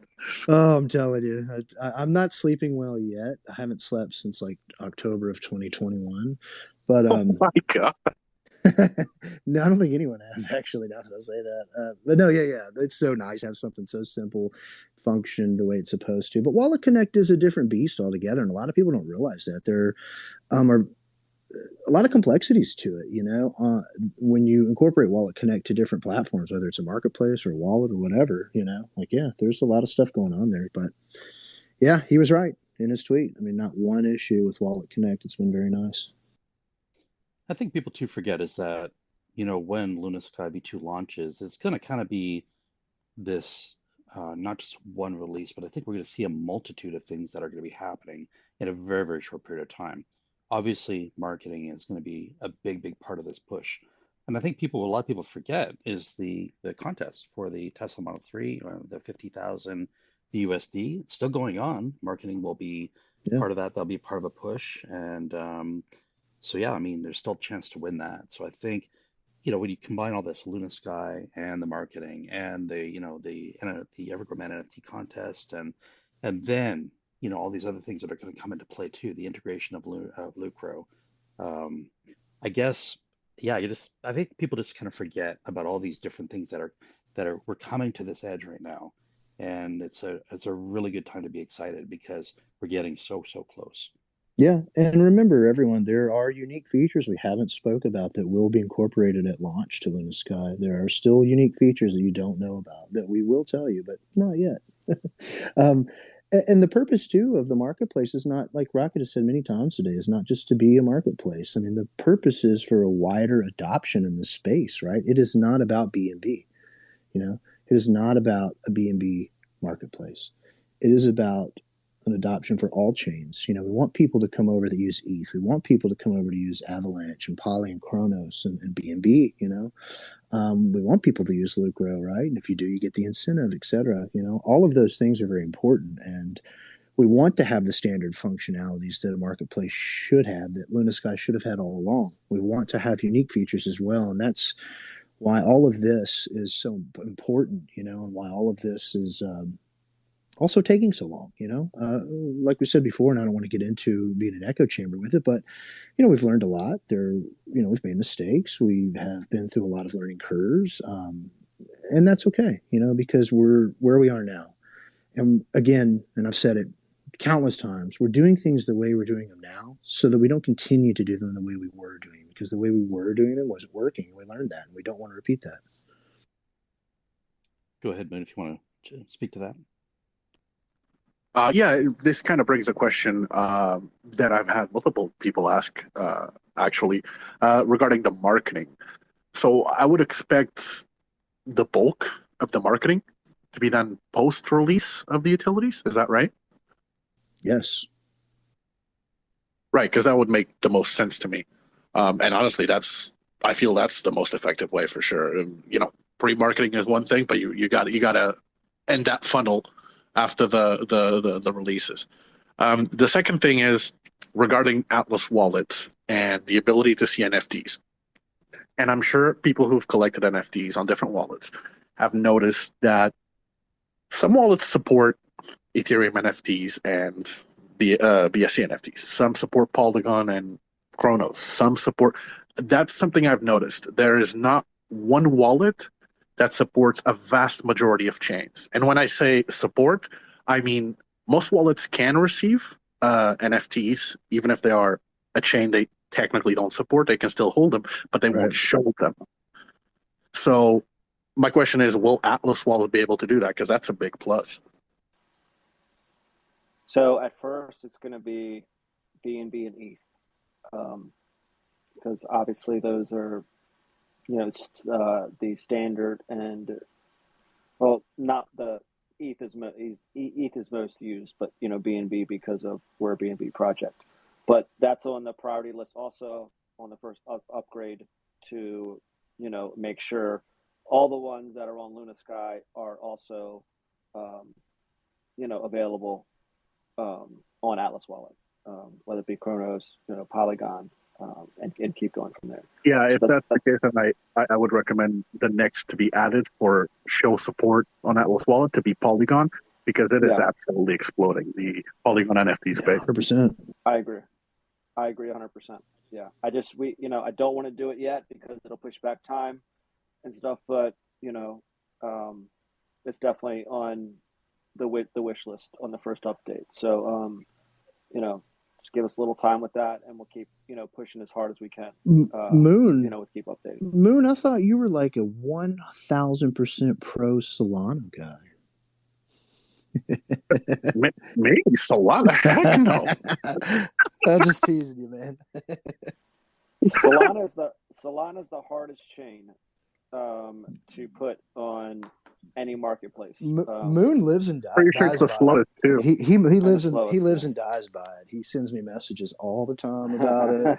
Images. He makes like really cool Photoshop pictures of him like in the Solana logo and stuff. It's really great. Oh, that's good. So, Cody, maybe some people missed it last week, but there was a screenshot you made of the first time that Lucro was integrated into the LunaSky NFT marketplace. You talked about it a little bit earlier. So yeah, the transaction was screenshot and it was tweeted by you. I think it was a really, really big deal. I don't know if everybody caught it. Can you go ahead and speak to that one more time? Yeah, I mean, I agree. It is a big deal. It's the very first time we've ever been able to successfully use Lucro as an ecosystem token, which is what it was originally designed to do. So when did Lucro come out? A while ago, and it's like all of this time we've been waiting to be able to get to that point. We have tested it many, many times now, and that's been successful. And the next test will be obviously once it's live. So Lucro, it's a very exciting thing. And you're right, Steve. I don't think people realize how big that is. Like Lucro has gone from just being kind of a novelty, right? Let's call it what it is, kind of a meme, a novelty, until it actually has a use case. It doesn't give rewards or anything. You can stake it right now, but essentially it was designed to be an ecosystem token, and it's kind of been sitting there waiting for this moment. The moment has arrived. We have most of the stuff that we're testing right now. I like to use it just because we can. It's like, oh, I'm going to click Lucro. Rocket, like he can test to that. But yeah, I mean, it's successfully been tested many, many times in various ways now, from buying and selling and bidding and offering, and all of that, which is really, really cool, so that's really oh, go ahead. Sorry. And I think, you can kind of gauge, like, obviously we're here, we're part of this community. So of course we're excited, right? But when I see the market, how they respond to certain things, that gives me some sort of validation, right? And right after that, we saw some big buys of Lucro. I think it's 10% over the last 30 days and 32% over the last week. So, and then you have to look at Lucro on its own. Of course, we got, I think, what is it, 818,000 in liquidity. That's what Mary Pat tweeted out, plus $2.2 million market cap. I mean, it's huge. I mean, a lot of people just this little sleeper, Lucro on the side here. I think it's going to get to a point where we're going to start to see some real action. Yeah, I mean, this was the whole purpose of its original design, was to be what we like to call an ecosystem token. That just means a utility token, but we doing what we normally do, kind of have our own spin or phrase for it or whatever. So, but yeah, for the very first time, it's been used as an ecosystem token. Now, we've been in our test environment, but that's step one, right? Step two is once it comes out, there you go. That'll be it. And then that will solidify it being what it was originally made to be. And I think it's a huge thing, you know. I'll tie that into Lucro Gaming. So we talked last week too about kind of my perceived timeline on things. This is not a release date, everyone. I do not set dates, but I've said this many times. I don't have a problem saying this. LunaSky will come out first, followed by either Atlas Wallet or EverGrow Staking, one of the two. They're both, you know, really close as far as the bill goes. After that, at some point, you know, we'll be able to do the Lucro Gaming, which we've talked about a lot too. Very simplistic games, things that you've all seen and probably played before. These are not games that are developed from the ground up. These are not games that take extensive development time. We don't want that. We don't want 3-4 months of development time for anything like this. We just want some existing games that are fun, easy to play, and essentially allow Lucro integration so that it can help with Lucro volume. And there'll be games that you're aware of, and I guarantee you most people have played these at some point in their life. So, yeah, just to kind of reiterate that from last week. I appreciate it very much. iSavior, did you have a question? Yeah, I have a question. Okay, this question goes to, I think, for directly to the team. Is a very critical question. You know, when you develop something, before you open it for the users to use, first and foremost, you do your self-assessment on the quality of product that you have been able to develop. So on a scale of how the market is in crypto and NFT, with what has been developed, the two things that we have, major things that we have now, which is the LunaSky and the Atlas wallets, in your own scale and assessment, with the level of products that we have, what is a projection of revenue that can be generated in the next 1 year from now, before we even access it or you even access the market that is going to use it? It's a great question. I have to be transparent with you here. There's not a way to answer that right now because any answer would be a guesstimation. And it would really be a guesstimation with zero data. You know what I mean? It's kind of like, let's take the marketplace, for example. You can't really gauge what a marketplace's revenue is going to be in 1 year from right now, especially prior before it's launched, because we don't know the adoption rates. We don't know how much people are going to use it. So anything that I could say would be an absolute shot in the dark. What we hope, though, iSavior, is that, of course, the adoption rate is high, the usage rate is high, and it generates a lot of revenue. As far as the wallet goes, I'm, you know, it would be kind of the same thing. I'm sure Paul could add on to that, but there's no way to put a number on that. Not right now. There's no data. Let's say we were 6 months out, though. I will say this: 6 months out after launch of both of these products, we would That's be what I able was to. about to say. Yeah, we'll be able to make a much better estimation of that because we'll have data to back that up, so we can make a far better educated guess. You know. I made a tweet about this the other day, or maybe I replied to it, and someone was talking about the volume was the most important thing coming up, and you know, I said, you know, when the products come out, when LunaSky and Atlas come out, driving users to the products will be the most important thing. Getting the active users on there to use our products. So that, you know, and then in turn, that will create our volume. So, you know, making one will automatically follow the other. So, you know, everyone's job in EverGrow will be to try to make people aware of Atlas Wallet and LunaSky as best they can.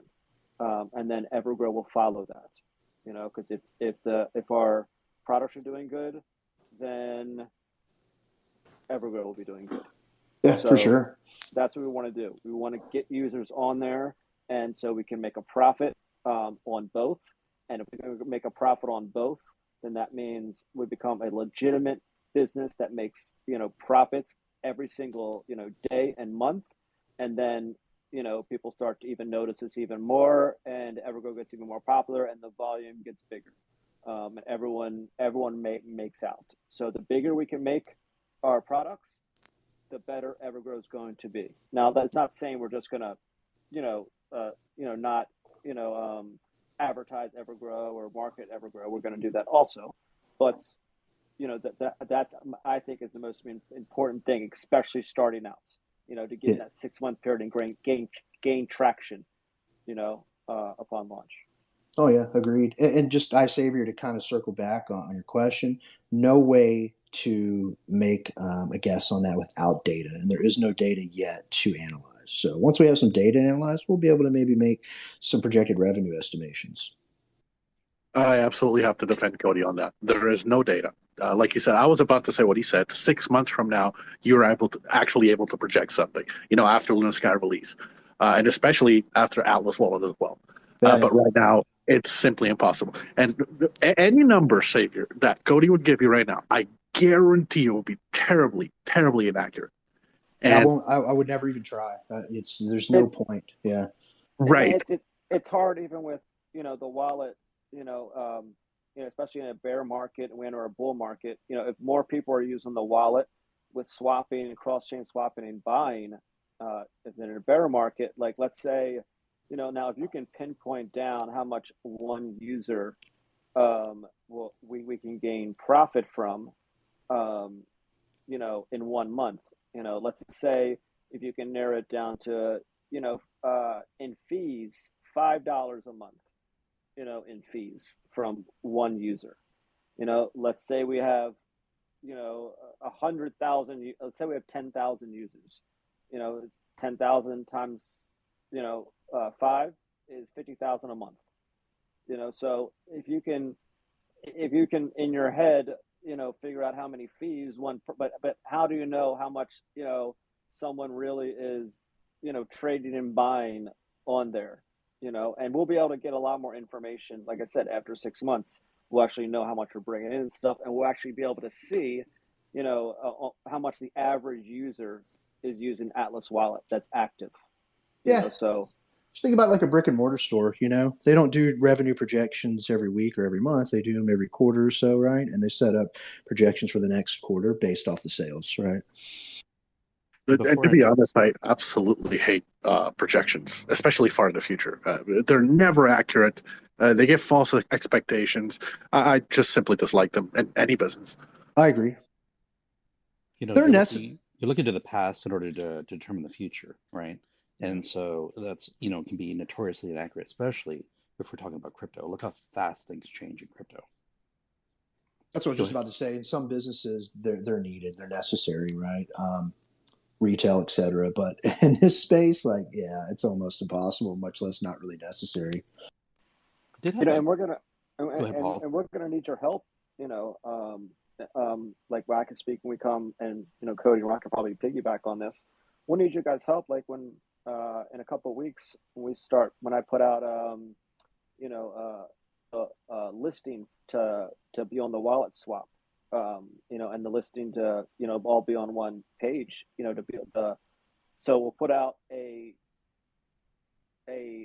page. Well, it's a link that people can go to a page that'll be on the Atlas website where they can fill out, where they can be in the search, where you go in the manage tokens. So you don't got to put in the address. So projects can go fill out and they can be on it for free. And they can list whether they can check a box, whether they want to be on the swap or not. And then we can contact them. Like when that tweet goes out and that page goes out, if you guys have other projects that, you would like to be on there and you want to tell them about it, you go under one of the comments, and show them the link or, DM them the link and try to get them to sign up for Atlas Wallet, so then we can, after they sign up, we can contact them and then do our thing. So, it'll be up to you guys too, to spread the word. This is not just us doing the marketing and stuff like that.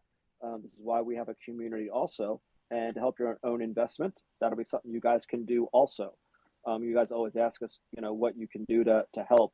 That'll be a big key thing, and then it'll be up to the projects, and then it'll be up to us to, bring them in and gain more users. Because, like I said, this will be a, Atlas and LunaSky are totally separate from EverGrow, so we can talk to other projects and promote other projects.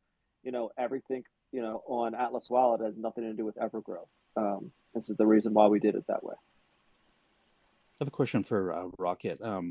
Part of this is kind of in general with cryptocurrency. There's a lot of ways you can measure the health or the state of a project. One of them, obviously, you can look at the contract. You could look at many things like is the team docs and all that stuff. But liquidity, I think, is such a big part of the health of a project. Could you kind of maybe just in the broad general terms, because some people just don't understand why liquidity is so important. Could you maybe just kind of give a overall general idea of how low liquidity can be really, really bad and healthy liquidity can be really, really good for the project? Was that for me? Yes, sir, if you don't Sure. mind. So the way to think of liquidity, it's literally, if you think of the token pools as being a pot of money, right? If you wanted to sell your tokens, the maximum amount that you could take out would be the amount that's in that pot. That is the total amount available for everyone trading the token. The more is in there, the less volatility there will be when people buy and sell it. The lower it is, the more volatility there's going to be. And so, volatility is up and down, right? So if it's a really, tiny project, sometimes they want low liquidity so things can move up higher, faster. But when you have an established project and you want to track big investment, folks don't want to put big money in, when essentially there isn't enough money for them to take anything out, right? Like they'll get eaten up essentially the moment they buy. So low liquidity tokens can be traps for more liquidity, basically. So usually when a project starts and you see these wild swings in price, that's low liquidity. That's right there. So gotcha. if they have let me go a little further than this. If they have a high market cap and very low liquidity, and I tweet this out a couple times, talking about ratio, I think it's market cap divided by liquidity, or the other way around. I forget which one I did. And you get a ratio above 5, between 5 and 15 is good.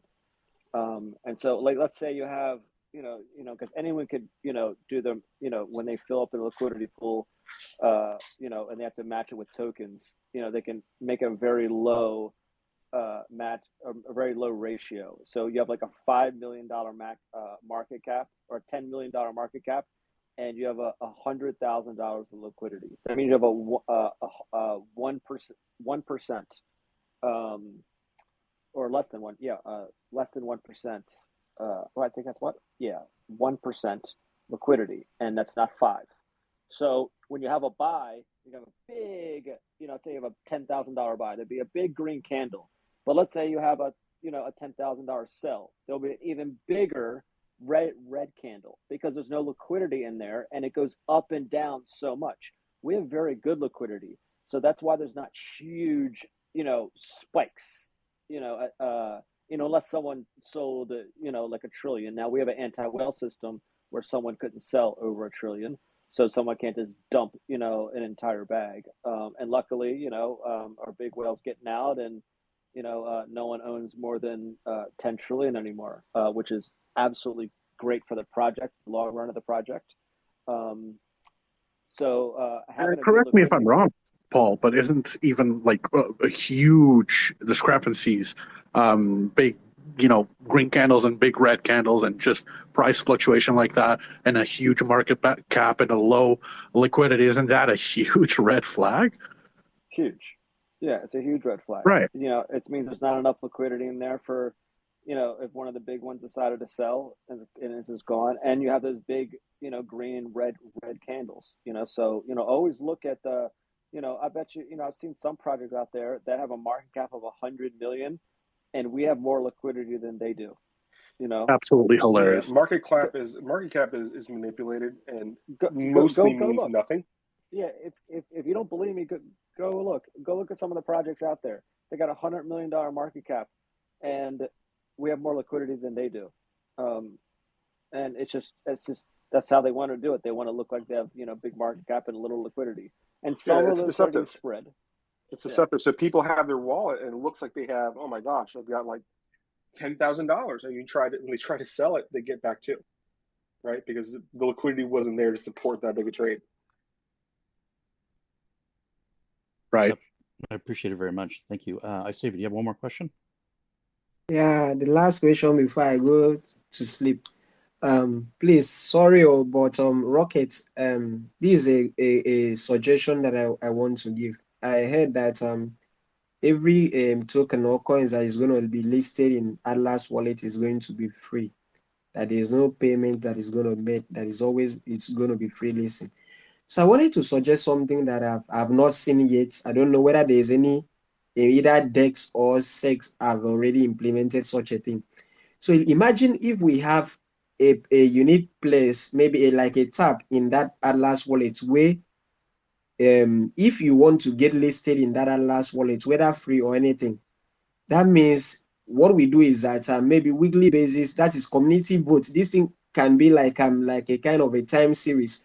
Or if this community, this different project wants to do to be listed, they should come into Atlas wallet. So imagine now maybe a new project that wants to get listed in Atlas wallet. They can just go into their group, a Telegram group that they have maybe over 1,000 people. They said, okay, go to Atlas wallet if you want to be listed here. Go there and vote. You understand me now? So maybe at the end of the week, the highest votes they can be listed for free. But one of the most important thing is that it will create awareness for even though 6,000 members goes there and do the voting, there's a tendency that even 1,000 can remain in that wallet to do trading. Do you see this kind of a thing? It's just a suggestion. I might not have time or I might not even remember to put it there. But if you look at this thing, it's something psychology that it can attract people down to that wallet based on using that same listing. I don't know how you see it. I see what you're saying. I think we have something, I don't want to say better, but we have something along the lines of what you're talking about already ready to go as soon as we launch. So we're on top of it, and it's something like you're saying, kind of, sort of. I know what you're saying. Maybe we can use that later, but everything will be free for them to list. We'll be listing projects every single day, whether they come to us or not. But we're also, so I'm not going to go into more detail, but there's a very sophisticated plan behind this. And that's all I can say right now. So it'll be something along what you're saying, but I think it's actually better. So you're on the right track, but we got a little better plan to make sure that this is the wallet that people want to use. Okay. Thanks for the question. Frank NFT, Appreciate how you it. doing, man? Congratulations on that collection. I really like your Fallen Angels collection. Thanks very much, mate. Nice and relaxed after a winter fishing trip yesterday, so the brain is all cleared and ready to rock and roll for a new week. I was just going to go talk about liquidity. As you guys were talking before, I was actually just looking at this project now. They've got a $45 million market cap and $19,000 in liquidity, and people are buying into this. Yeah, and people are buying into this. I'm not going to mention who it is because it's pumped 134% at the moment. And I'm going, wow. And I want to go in the Telegram group and go, guys, be warned. But you know what? If people are going to be that stupid and not do their own research, well, that's their problem. That's a you problem, not mine. Oh, come on, man. There's green candles. Look at all those green candles. Yeah. Yep, Yeah, $19,000 in liquidity. yeah, and their wallet's going to say they have like $30,000 in. They're going to try and sell, and they're going to get $500 maybe, if that, out of it. And they're going to just be like, oh my god, I put $2,000 into this. It's just, that sucks for people. It's hilarious. It's a project with a freaking $50 million market cap, and then the liquidity pool has $1,000. 2 lollipops and a sandwich in there. What do you hope to accomplish with this? Who knows? But also, I've been seeing a lot of new tokens coming out with zero taxes, and buy and sell zero tax, and the bots are just destroying them, taking them over. One of the things that I saw recently, which was kind of interesting, I don't know who posted this, but I saw it on Twitter, where they were warning people that there was a change in the contract where there's 100% tax. So if you tried to pull your money out, you lost everything. And there's actually a website you can go to, and you can actually look at kind of highlights of the contract. Wait, what project? I can't remember which one it is now, but they had changed the contract so that the sell tax was 100%. So you basically try to sell, you lose everything. Wow. Jesus Christ, that should be illegal. Yeah, Classic seriously. honeypot. Classic honeypot.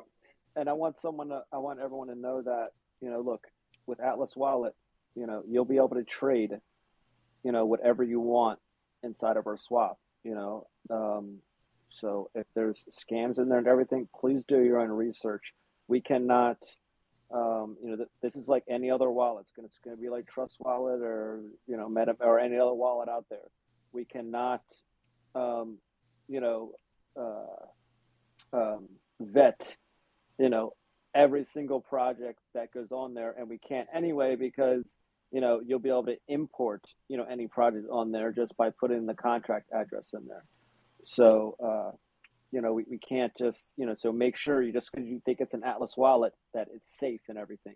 That's okay. Here's a question, Paul. On the swap, right? And we take some project that looked fine, turns out to be a rug pull scam. How do we handle it? We're going to do our best to take it off of there. Yes, we're going to do our best to take it off of there. Now one thing, like let's say it's on the actual swap and it's listed on there, like where you can type in the name and it'll come up. We're going to do our best to take it off of there. But if you added in the contract address, I don't know if we can take it off there. If you add in the contract address and it comes up, right. But you have the ability to on the swap, immediately cut that off, right? Yes. And we're going to do our best to do that. It's going to be a lot harder when we get tens and thousands of projects on there. We're going to have to expand the team, to look at it and make sure it's a scam, make sure it's a rug pull, not just a mess up or whatever it is. So we're going to have a team in place for that. But, I just want you guys to be vigilant just because, we're EverGrow, we're very transparent with everything. This is a wallet, it's not like we can vet everything in there. Now, I can tell you this, and even the stuff we're going to have, Twitter spaces for new projects to come on and talk about, on Atlas Wallet and stuff. And, we're going to vet those and everything. And we're going to, make sure they're doxed and make sure they're audited and this and that. But even projects that are doxed and are audited and stuff like that, they still end up, a couple months down the line, end up being scams. So, we can try our best with everything, and we're going to make sure we have disclaimers before even doing a Twitter space saying, do your own research. We do our best to vet, but you never know. People, in this space, they try to do everything he can. So, stuff we can control, we will try to control, but there's other stuff we cannot control. So still make sure you do your own research. How plausible, Paul, would it be for on Twitter, let's say if a project we were made aware of, let's say that, they were doing a rug or something, and that we could tweet out about it from the Atlas wallet saying, hey, just, buyer beware or something like that. Is that even really, that takes a lot of work to monitor these things. Yeah, that's going to be something we'll have to talk about later and, with Sam and see if we want to do that. Certic does that, if they audit a project, maybe we can, retweet it if Certic does it. If Certic, Certec or other ones tweet it out to warn people, maybe we can do that. Because I know one thing we want to do, if you go look at all these other wallet websites, even though they have followers, if you notice their engagement, it's very low. We don't want to do that. We want to create a community around our wallet, and have projects come on and talk about about their launch and get them in there early, and have people come in and hear about these projects. Maybe you guys can get in the next 1000x project that launches, and maybe we have it on there. So we want it for the users also, so that could be on there too. But like I said, you just don't know. What about a little, better than tweeting it out? What about a little a disclaimer / message that pops up on a particular token that is suspicious of something. On Atlas Wallet, this token, blah, blah, blah, risk, do it at your own risk. A little message, a little warning popping up on the wallet. That would be great. Yeah, it would be great. What warning is that though? That, if a tweet comes out or something, it's going to be tough. We're going to look at all these and try, but remember, this is a wallet for people to go and swap and do whatever they want. We can't do everything for people, but as we grow and as we get better and learn, and as our team grows and everything, we'll be able to do more stuff. And, obviously security is our number one thing but first security is, obviously, hacking and, stuff like that. But as far as swaps like that stuff, you guys still need to be vigilant. Like, if, you click a wrong link and someone hacks your wallet, that's not going to be our fault. You guys, you can't control that. We can't you could control never be that. at fault for that. I know, but I hope people understand that and they don't come to us and say, we lost our money through your wallet. It's your fault. I'm sure people do it to Trust Wallet and MetaMask all the time, except, they don't have, really customer support unless you email them or something. So I'm sure people might do that, but we got to explain to them that, but a lot of people, when they lose their money and stuff, they don't want to hear anything but I want it back. Yeah, it's an emotional thing to go through. And, it really is. I can recognize that from the human perspective. And you guys are right. I mean, they reach out to the wallets that, they've lost their money on, and they probably are really pushing on them. Well, what can you do for me? What can you do for me? Reality, though, is one word: accountability. And as a user, you're accountable for, yourself. You're accountable for your investment. You're accountable for your actions. Unfortunately, in the space, there are many, many ways to be compromised, so yeah, you just have to, and be vigilant. It's scary. I'm not going to lie. It's kind of scary here, not to scare anyone, but the reality is with Trust Wallet or MetaMask and something like that happens, the reality is they have billions of dollars to defend themselves. We don't. Yeah, exactly. That's a good point. And they still don't have this stuff, to, if you click on a different link, or do this or do that. The majority, and we've talked about this many times, the majority of compromised situations really come down to social engineering. They come down to user error, lack of education. Sure, there are other scenarios that come up that do happen, but those are not nearly as frequent. The percentage rates of compromised wallet addresses are you connecting to somewhere that you've been told was legitimate and it was not. Unfortunately, that is a human error situation. You were socially engineered to think that this website was legit, and it was not. We're all human. We've all made the mistake. I've been there, in the early days. I've told that story. I won't get into it, but it's happened to me. I've been socially engineered. We're all human beings. But all the more reason to communicate about these things out loud in the space and continue to spread that education amongst each other to hopefully, mitigate and minimize that kind of thing. So, knowledge is power. The more people that are aware of that stuff, the less they'll be affected by it, hopefully. And if new stuff starts coming out where there's protection against that stuff that's gets made through technology and stuff over the course of the next year or two, whatever it is, we'll want to implement that stuff to safeguard you guys. So we'll be looking out for that too as well. Yeah. The main thing, though, everyone with social engineering is it works off emotion. Social engineers are just playing off your emotions. They create a sense of urgency. They create a sense, that you need to do a task right now before something bad happens. Those are big red flags. And something very simple you can do to protect yourself is just read about social engineering. Understand the big red flags of someone who is attempting to socially engineer someone else. It's like urgency, emotional, things like that. So, and I've seen countless people on Twitter where they had an issue for whatever reason, they lost their crypto, and they say the Trust Wallet or MetaMask, and all of a sudden they get a bunch of, hey, this is Trust Wallet support, how can we help? Yeah. And unfortunately, that's just like the worst thing you could do, and just a tip, I'm sure you guys are all aware, but never even say those words, Trust Wallet or MetaMask, in any tweet or anything like that. We use abbreviations, sometimes TWMM. So, I never thought of that we're going to get that a lot, probably. Exactly. You know, I never Yeah. thought of that. And Elon talking about. Oh, sorry, Cody. Go ahead. Oh, I was just saying, Atlas support here. How can I help you? You know, like... Right. And Elon talking about, he tweeted some time ago about on Twitter how much the problem of bots has been tackled, how much less bots there is. What are you talking? I get like 10 bots a day in my DMs. It's worse than ever before. I don't know what he's talking about.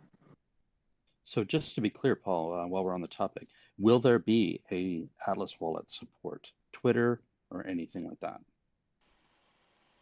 So we hope to have one on the website, where people can go on and, have a little thing at the bottom of the screen, like a support button, like there will be on LunaSky. Cody, yeah, yeah, have that ready for launch.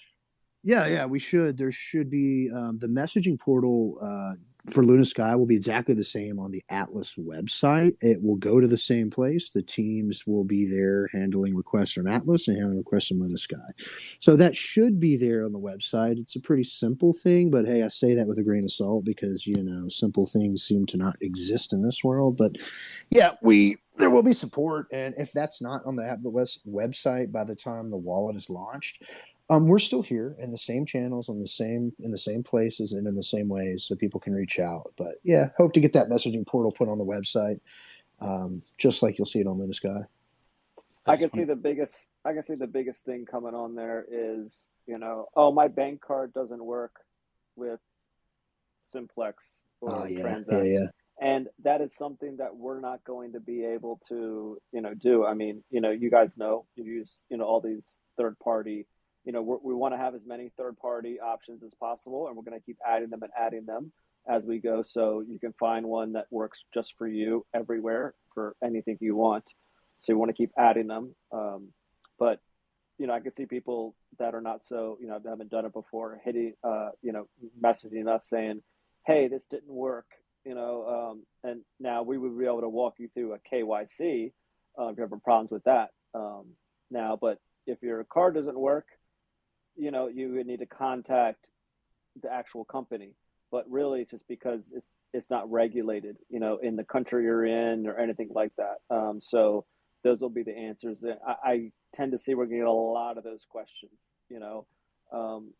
as far as the questions about the wallet, that'll be, one thing, like if something doesn't work or, your swap doesn't work and we can tell you to, do this or do that.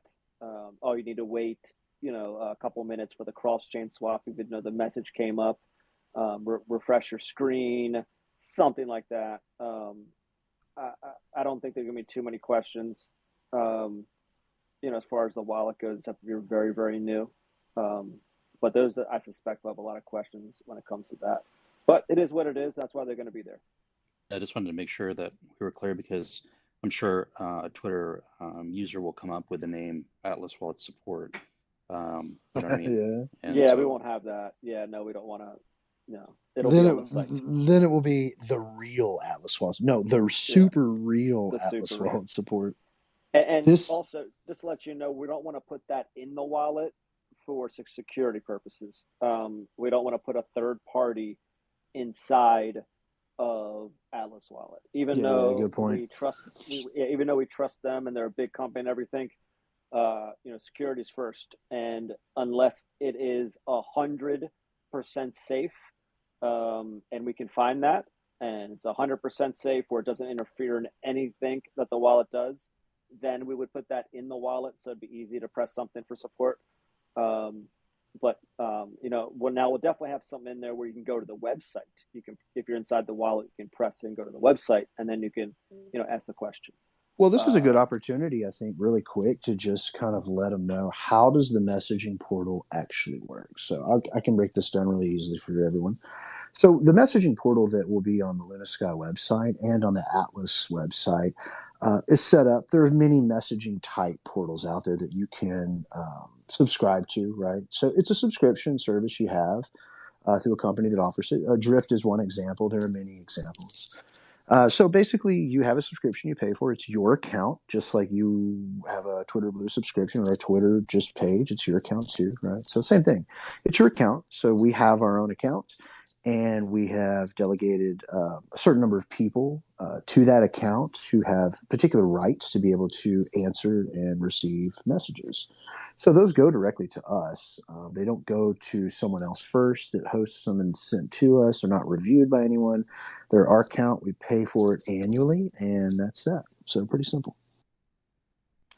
Yeah, so it's like, and it's an app on your phone. So let's say we have, 5 to 10 people that are, on call, whatever it is. And a question comes in, it'll go to one of the people that are on call, and they can easily, if it pings their phone, they can open it up and start answering the question. And the app tells everyone else, Cody is helping this person right here. And obviously we'll know the first, couple of days in a week, of how many questions we're getting, of how many people to put on, because we always want to make sure that, you're not waiting longer than you need to, especially at the very beginning. We want to have, someone on there within the first minute. So we'll definitely have a lot of help, especially at the beginning. And then as it goes, we got, some stuff working in the background that'll really help us, get to you within seconds, literally, with less people working. Don't really want to go into that much yet, but very exciting stuff we're having. I think the important thing too to just drive home with on this is that, the messaging portal is controlled by us. It is not controlled by a third party. There are no, delegators, aggregators, nothing like that. We have a subscription to a service, and it is our account. No one has access to our account but us alone, not even, not even the platform itself. So that it's a private account, just like you'd have with your Twitter account, right? No one has access to your Twitter account. They can't get in your DMs personally. It's your account, your Facebook account, etc. So yeah, that's we control it. We add people to it. We give them permissions, like you can read or write through messages, whatever you want, etc., or not. We can boot, anybody we want, whatever. So that's amazing. Pretty simple, pretty straightforward. It goes straight to us. I mean, just like we're looking at DMs right now, we're just looking at DMs through that service that we pay for. So. And we get a lot. I think someone got through. I think this was actually kind of funny. Yeah, they didn't get through. What happened is that was already live on the beta, and someone saw it and they messaged us when we were testing, and we're like, "Wait a second, what's that?" And then we realized, they're just clicking on the link on the beta because the API was already installed, and that was that. We removed the API and whitelisted them, and then that was it. Done. Yeah. You guys getting paid overtime for this? Well, man, we don't sleep. This is just what we do now. This is just who we are. And I think that's another thing. Even though I talking to someone else about this thing, they were just asking me. They were like, it's been a year and a half, and you guys have nothing out yet. How do you guys work all day and nothing's out yet, or whatever? And that was a legitimate question someone asked me, right? Legitimate question, and I got what he was asking, but. And then some other people have joined the team. And then I saw even a tweet today that said, oh my God, I didn't know what you guys go through day to day. Literally, that's what it boils down to. It's ignorance. I'm sorry, but it is. But it's okay, though. But there's nothing wrong with that, because I thought the same thing when I was a newbie. Like, what are these projects doing? Just pump it out. Just get it out there.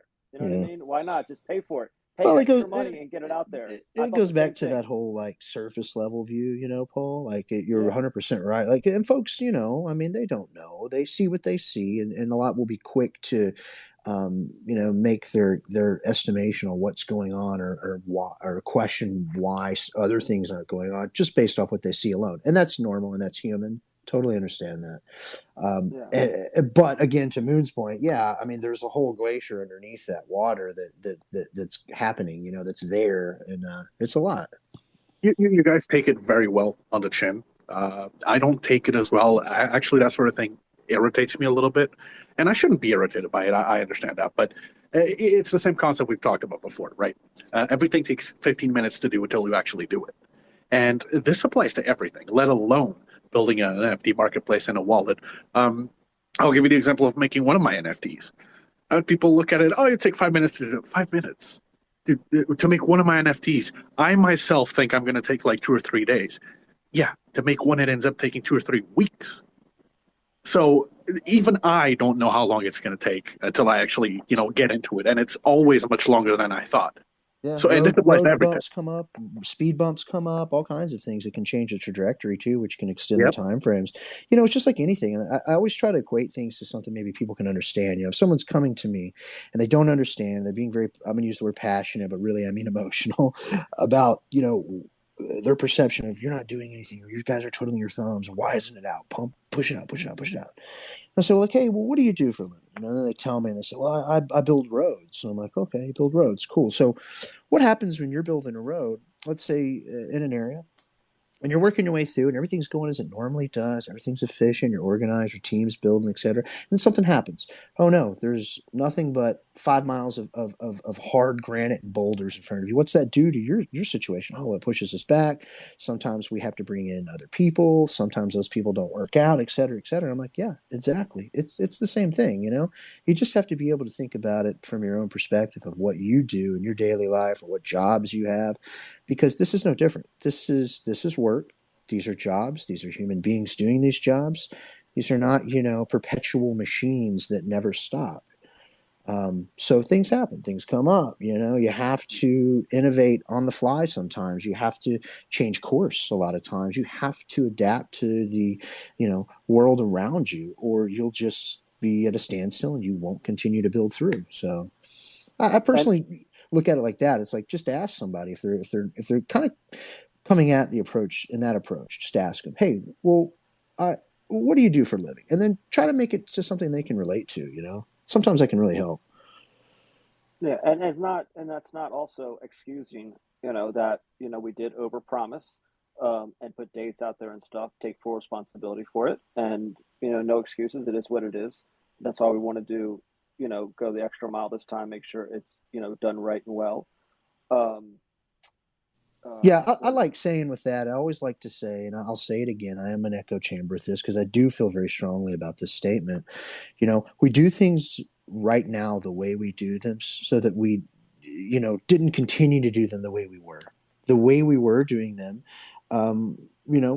wasn't always right, wasn't always best. And obviously that had its hindrances, it had its limitations, and even inhibited us in a lot of ways. But you learn from those things. I mean, this is a business, this is a company, this is how it goes. We're still here today. A lot of our friends that try to do this, they're not. And I feel for them because they really tried and they really put everything they had into it. And it didn't work out for them. And I wish it had, I wish it worked out for everybody. But we're still here and we're pushing through it, So that is the reason that we're doing things the way we're doing them now, so that we're not continuing to repeat doing things the way that we were. You know what I mean? And you got to remember, even though 140,000 people are still not all holders, there's probably at least 140,000 and more that have heard of EverGrow, and it is on their radar. It's always on their radar. And once we start pumping again, once we start turning profits and hearing stuff again, people jump back in because we're on their radar. They've heard of us. They're following us somewhere. They've made money off us already. They want to get back in because they know this, that. That's a huge upper leg that we have. That's a big thing that, don't forget, just because people left doesn't mean they just, forgot about us. And, even they never forget, they were still on people's radar. Other projects, they didn't have the upside that we had at the very beginning. Even, we have a curse of coming all the way back down and being like, oh my God, but, others, they never had that. So, we have that luxury of being that big before and being seen by so many different people. I think too. Go ahead, Cody. Well, I was just gonna real quick. I was just gonna say, I think it's human nature to kind of look at the past more than you probably should in a lot of ways. And what happens is people are focusing so much on yesterday versus just using yesterday as a plan for tomorrow. You know, if you're focusing on yesterday so much, you're really looking in the wrong direction. You're looking backwards. And we don't walk backwards as beings. If we did, we'd bust our ass all the time, you know? It's important to recognize the past. It's important to learn from it, but it's more important to not live in it. And I think it is human nature to get stuck in that cycle of living in the past when things, you know, especially when mistakes were made, et cetera, for whatever the situation may be.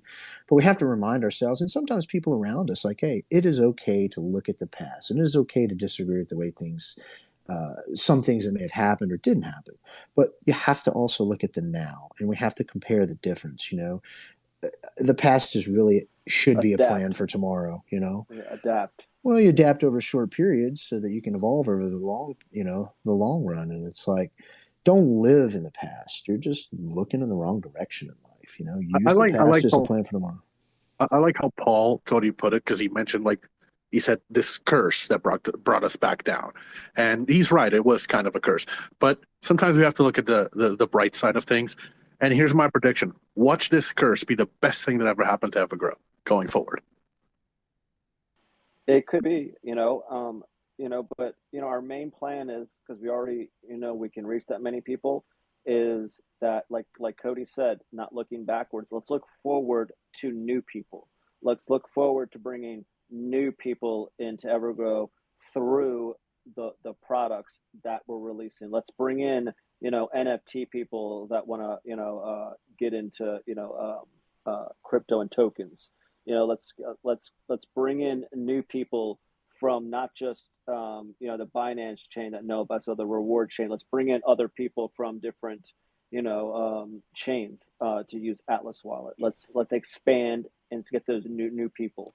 So we're not just looking backwards. We always can, but as Cody said, looking forward also is our main goal. Looking forward and getting those new people and pumping up our user numbers and our active holders, in EverGrow and with our utilities. I think, part of it too is we all have different ideas and different timelines of where we want this investment to go, right? Some people have a 2-day retirement, plan where they, invest $100 and they want to get $1 million out in 2 days.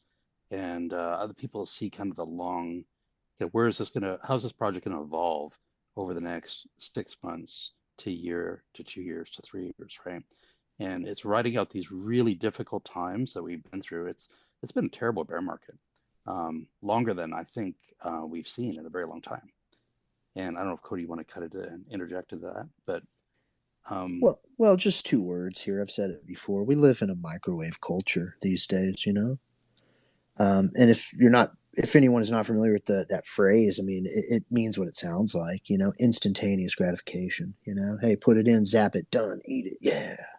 It's like, that's just not realistic. Like, but that's the world we live in now. We live in a very microwave culture. And especially in the crypto space with, the speed of things that happen, it's like, like to your point, Steve, some people are looking at this as how will it evolve over a long period of time, and others are looking at a 2-day retirement plan.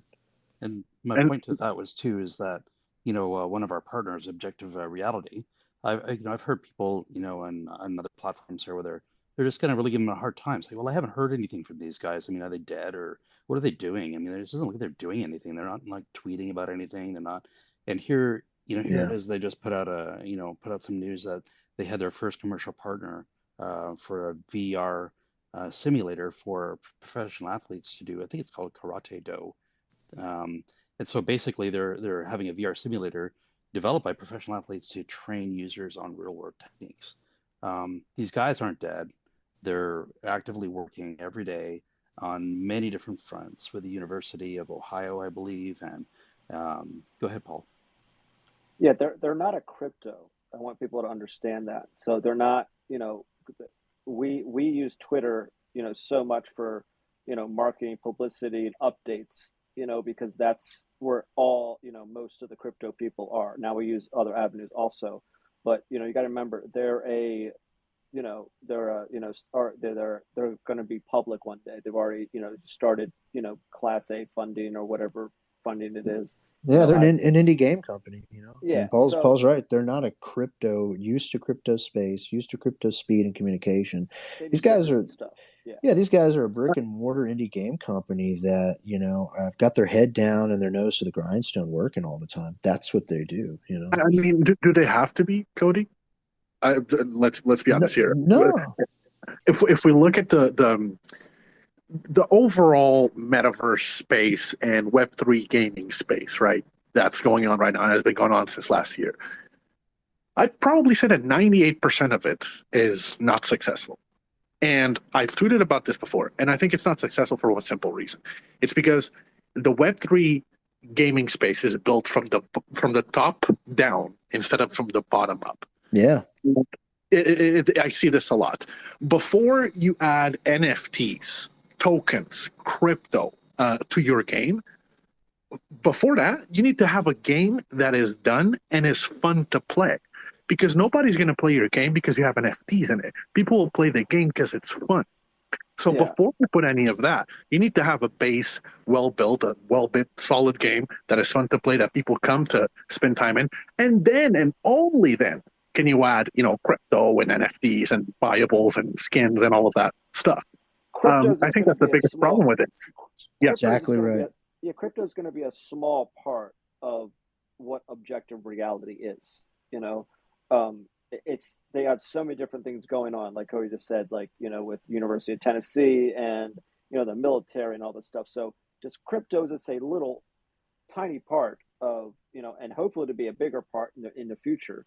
And that's why they partnered with us to what they want to do in the future. So it's just a tiny part of their business. These guys are a gaming studio, they're not in it to be cryptos. Like into Moon's point, fantastic point, Moon. Extremely well put. They're building as they should from the bottom up, and that's why we, instead of the absolute opposite, which is just completely fueled on hype, and it never leads anywhere. Which, by the way, to Steve's point earlier about this bear market and why this bear market's been so long, and it has been very long, but I think that's a huge indicator of how much overvalued the crypto market was in 2021 and 2022, because it was fueled purely on absolute hype train that nobody could stop. And the reality is, hype cannot be sustained. Hype without products cannot be sustained, and it led to this. Yeah, 100%. Could say it better. I was looking when I was uploading last space to YouTube, and they talk about putting in your tags and all that so you can trigger the algorithm on stuff. And then I just happened to look to see what was trending, and it said hottest meme token or something. This is what people are searching, right?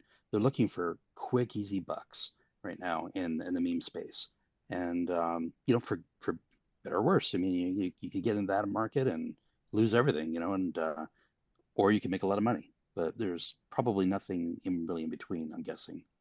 Yeah, people like gambling, man. That's gone on for eons, right? And that's cool. That's okay. And people like playing games. They like gambling. They like, they like that thrill of losing it, risking it all, no risk, no reward. That's the society we live in, especially in the crypto space. And I think Frank NFTs was saying this earlier about how so many of these are pumping out right now, and they have no liquidity. But I mean, people are buying it. They're just man, they're taking the chance. But that's the thing, Cody. Most of us, and I certainly don't have anything against people who want to do that sort of gambling on meme tokens, right? On meme tokens or whatever it may be. The issue I have is when they bring that mentality into EverGrow and try to make EverGrow into that, which we are not. Yeah. And they fail to see that. Yeah, I mean, some do. Some fail to see that. And then others know that. People like yourself and people that are in these spaces, and right now I'm looking at just scrolling through the list. I think a lot of these people know that. But yeah, you're right. There are people that don't. And then you have new people, right? They're kind of watching this go on from the sidelines, and they're kind of trying to figure out this whole thing, what is all of this? And they're going to be influenced by that, So, and that's not great, because they're going to get the wrong idea. They're going to get false impression, and, they're going to get bad. They're going to develop bad habits from it, essentially, and who knows what that could lead to. But also the meme culture is so strong right now, and we started putting out memes and stuff like that, and creating these little EverGrow men. there's something to be said there. You gotta, also get the attention of people, which is, kind of like a marketing strategy, but it's more of, just getting the attention of people, and not shilling them and saying EverGrow's gonna, um, EverGrow's, going to the moon, 100% going to take off. It's more of it inviting people in and saying, hey, check us out, check this project out. And, you got to find different ways to bring them in. You do everything you can. You try to come at it from all angles. Yeah, totally. We got a lot of friends in that space, don't we, Paul? We got a lot of friends in the meme space. Oh, we triggered him. Yeah. We are talking about memes. Yeah, just talking about memes and, putting them out there just to get people's attention and stuff like that. There's nothing wrong with that. Well, there's a big difference, right, between a meme coin, which is a token with no intended utility that is hinging purely on mostly copyright infringing memes, primarily. It's the only source of anything it has, and the moment any excitement dies, it's over. Whereas you can have a project that simply knows how to utilize memes, and that's powerful because it's an attention economy, and memes get attention. Yeah, that's the difference right there. We're down to have a good time, That somebody I think said something recently about why are these memes being tweeted? I think I had responded to this person, said something like, hey, look, when it's time for us to put the suit and tie on and go to the office, we do. But we can also undo that tie sometimes, kick back and have a good time with the community. We got friends in that space, and we understand where EverGrow's at as a company, to Moon's point. But also, it's important for us to, wish everybody the best. It's like hey, each is their own. Do what you want to do. We know what we're about over here. If we want to, have some fun with some meme pics, then we're going to. It is what it is. And that brings up my point that Ed Jans had tweeted I think it was yesterday. EverGrow has now distributed $39 million worth of passive rewards to holders. That's the most of any project, to my knowledge. Yeah, pretty serious stuff. 39 million bucks. Are we? I was on a space the other day, and I was getting grilled on questions, and I was just answering them straight up. I think I was on CC's, and they were comparing another project to ours, and I was answering every question that I would possibly could. And then someone actually said, they were like, do you know, they were asking everyone, they were like, and my speaker was on, I think they could hear me. They're like, do you know what token has given out the most rewards, like stablecoin rewards? And I didn't want to say anything because I didn't want to sound, like I was blowing my own horn or anything. So I stayed silent for a minute. No one said anything. And I go, you're looking at them. Because they all know I work for EverGrow. I've already said that. We're already talking. But they specifically asked that question. Then they kept going on. I was like, actually, if you add up all the other projects I've given away, stablecoin tokens, if you add them all up, we still have given away more BUSD over the past, year and a half or a little bit more than that. It was kind of funny. I guess you had to be there to really hear it, but it was quite good. It was quite funny. I think we should do a $40 million party when we hit 40 million. That's just my idea. I like to do. Remember, I was going to do it the other day and I didn't do it just because of the timing. Remember those back in the early days that people were here. Remember we would be in Discord and Telegram and we would go, okay, let's get everyone into voice chat and let's all do like a $20 buy, on the chart, and we would have like a couple hundred of us, do anywhere from a $20 buy to a $100 buy. Do you guys remember those times that we used to do that? Yeah, totally. We just did it for fun. You didn't have to do it, just for fun. And you saw just so many, green things go on there. And we just did it for fun. I wanted to do that the other day, but I was like, not quite time yet. The, excitement's not there. I think people, want to see a product come out first and actually see it. I know we have our loyal people out there. And, but, I want to do that again. I think it's fun. And I want to do more stuff like that. I want to do fun stuff. Innovative stuff. I know, Cody and Rocket got their own. I want to do things with Atlas Wallet. That'll be fun and exciting to engage. I know Cody and Rocket got the same stuff they want to do with LunaSky and their own ideas. That'll be very exciting. I'm so excited about it, about both of them, about everything we got coming up. Can we get the chairman to shave his head at 100 million rewards? Oh man, I don't think I Sam will ever shave his head. advocate for that. Yes, we're doing it. I don't think he would ever shave his head. So if we give away 100 million in rewards, oh man, I don't think Sam would ever shave his head. If he tweets that out, we'll hit it within a week. Oh man, Sam is so weird about his hair. I know he is. I brought it up before. How do you know? How about do you know sack that? back and crack wax then? Frank, say that again, Frank. What was that? How about a sack back and crack wax then at 100 million?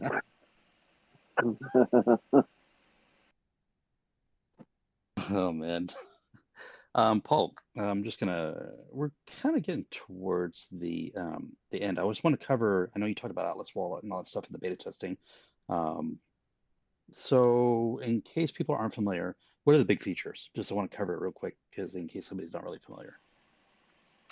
So big features is you can put up to 50 wallets in there if you want. Now you can exchange. Now you can mix and match. You can have 20 watch wallets in there, 30 active wallets in there. If you don't know what a watch wallet is you just put in the BNB address or the AVAX address, and you can put in anyone address. Like I could put in Cody's, if I knew it was Cody's, like, or you could put in a Wales address and watch his wallet and how much money it is in. If you would in EverGrow's marketing wallet, you could see it, how much was in there, but you can't interact with it. So you could just see what's in there. So like, saves you from having to go to BSC, right? You don't have to go there and look all the time. It's like exactly, yeah. So it's like me, I use it on my own phone as I put my bigger wallets that are by EverGrow and my bigger wallets in there because I like to touch them just in case I don't want to accidentally click on a link or something like that, get wiped out. So, but I still like to look at my EverGrow to see the balance and stuff like that. So I keep it in a watch wallet. So this way, just let's say my phone gets stolen or or even though it's on locked and everything, maybe someone unlocks it, they can't do anything. You can't do nothing with it, even if someone got in your phone and got into Atlas Wallet or whatever, even though they couldn't. But I'm just saying, if you left it open, it's on a watch wallet, so you're going to see what's in there. It can't interact with it at all, but you're going to see your balance or anyone else's balance for that matter. We're going to have an on-chain swap. We're going to have a cross-chain swap. We're going to have at least on launch 4 or 5 direct buy partners. We're gonna have a nice drag and drop. So on the main page, you'll be able to, situate your tokens how you want with your finger, like drag and drop them here and there. That's something no other wallet has. I think is pretty cool. What else do we have? We have an address book in there. That's on other wallets. Also, regular browser. Price alerts on there. So if if your EverGrow, if you want to sell your EverGrow and it got to a point, it would alert you to tell you that it's at this price or it's buy at this price, whatever it is. You can set that up. And we have a lot of features that we want to add also that we want to keep going. Like, I don't know if I can say this. We want to incorporate more. So on the on-chain swap, you'll just be able to on-chain swap BSC and ETH. So like any project that's on the Binance chain or any project that's on the ETH chain, you'll be able to go on there and swap any project that is on there. Now, obviously, our wallet supports 6 other blockchains, and we'll keep adding more over time. I want to keep adding dexes, swap dexes in there. So this way you can go on, and we'll have a cross-chain swap in there, so you can buy EverGrow with Poly or EverGrow with whatever you want. It's unlimited stuff in there. But I want a lot of on-chain swaps, so you can go in and swap a Solana project with Solana. You can swap a Kronos project with Kronos, like on-chain swaps for each blockchain that we have on there. I want to keep adding those as we go. That's one of my goals. I think it'd be really cool to have on there. Obviously, we're going to keep going and have a card. We want to have your bank account hooked up to it. We want to keep adding all these things. So you have to go nowhere else. Very exciting. I'm more excited about marketing the wallet and doing the actual work to get the users. That's what I'm most excited about. I know I got my team together, and we're most excited to get started on that, to get you guys the users, and then get some profits in there, get some nice buys on the chart, get you guys some nice rewards and everything. I'm excited about that. And so you guys can see a nice product release. But I think LunaSky will already be released first, so you already see that, and then you'll see this coming next and go, oh my God, okay, these guys can deliver, what they said. And we need to restore that trust to a lot of other people that have lost their trust in us. A lot of people already have trust in us, which I thank you so much. But we also know we need to gain some of that trust back with people, and we will. I can tell you that. I'm not worried about it. And I think the built-in swap, I kind of took it for granted. I didn't really think much about it until I used it for the first time. And I was like, whoa, I don't have to go to KuCoin. I don't have to go to PancakeSwap. I could do this all right in the wallet. It's so easy. I was just really, really blown away with just how easy. And I think I don't know how much of the market is really like that, where they maybe they're new and they just don't trust going to these different sites. And I know for me, it was overwhelming the first time going to a swap, and I didn't know if I was getting scammed. I had no idea what was going on. I didn't know anything about slippage. Just all these different things that I take for granted now. But the ease of use, especially cross-chain, I was kind of blown away by that. It's like I was swapping, I can't remember what it was, like BNB for a BTC or something like that. And I was like, that was too easy, so. And it'll be a lot easier for the newbies that don't have to use PancakeSwap or anything. And the slippage is usually set is auto. So it automatically does it. So, the newbies, they won't have to go and, how do you sign on PancakeSwap? How do you sign on Uniswap or this or that? They'll be able to just go in there and swap them. And, obviously just go in there and buy EverGrow if they want to just buy it. But they'll be able to just go in there and swap. It'll be very easy. Because you don't have to actually, log on, scan your QR code and do that. So that's big, and we'll have every project in there. So it's going to be exciting. Yeah, absolutely. If you guys don't mind, I'll talk a little bit about staking. I noticed on the EverGrow site, staking as far as the build goes is set at about 20% right now for EverGrow, which is great to see that. We can follow the progress. Obviously, you can still stake your Lucro on Brewlabs. I think the last I looked at was 10.56% APY, which is great. Did you say it was at 20%? That's on the website, yes. I think it's at 20%. Let me look again. Cody, where are we at right now? We got to be about 20%. We're definitely not at 20%. I just haven't moved the sliders all. So yeah, it's definitely further along than 20%. Yeah. Well, I mean, I could probably say we're at least 50, right? I mean, and that's a casual guess. Yeah, here's the thing. Just being real with y'all, we talked about it last week too. The EverGrow staking contract that we signed with the developers who are working on it has got a time frame, right? And that time frame is not very long, and obviously that time frame is designed to get this out pretty quickly. I've mentioned LunaSky first and then Atlas or staking happening. It's really right there. I personally think staking may come out right before Atlas. I don't know for sure, so I can't say that finitely. So grain of salt with that, everybody. But yeah, EverGrow staking, where it's at, the Solidity contract for the staking is done. It's being tested by the developers right now.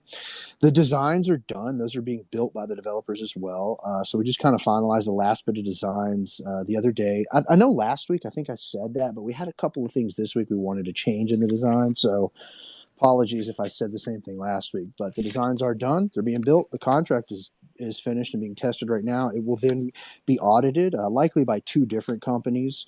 By them and us. And then it will They're going to audit it, and then we're going to audit it. Yeah. Yeah. And then talking about APY? The percentage you guys said? Say that one more time. So that was Lucro on Brewlabs at 10.56. Yeah. Lucro's up a little bit on Brewlabs. But yeah, the EverGrow staking is it's a short build. It doesn't need to be many months. It's a Solidity contract.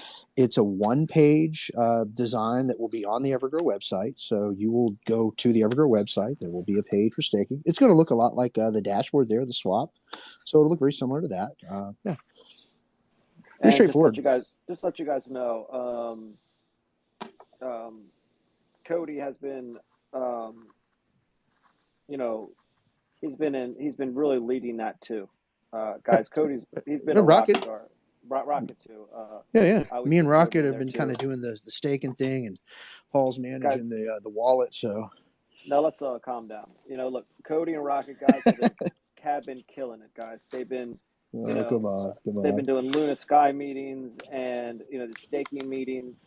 And then, Rocket came the other night and said, I was asking about something, and he goes, got these people who I want you to meet. And we had the meeting at, 10 o'clock at night. And, it was, I love having meetings at night, so it doesn't bother me. But we had a nice meeting the other night. But as I'm saying, we're constantly working. Doesn't matter. I had a meeting the other night with the devs at 1 a.m. Okay, let's do it. I didn't care. Paul stays on this wallet thing, man. There's a lot, back to Moon's thing earlier, like what's more complex, wallet or LunaSky? I'm like, I couldn't say, but there's a lot for both. And Paul stays on the wallet thing constantly because there's just so many different partners to work with, so many different things to get in line.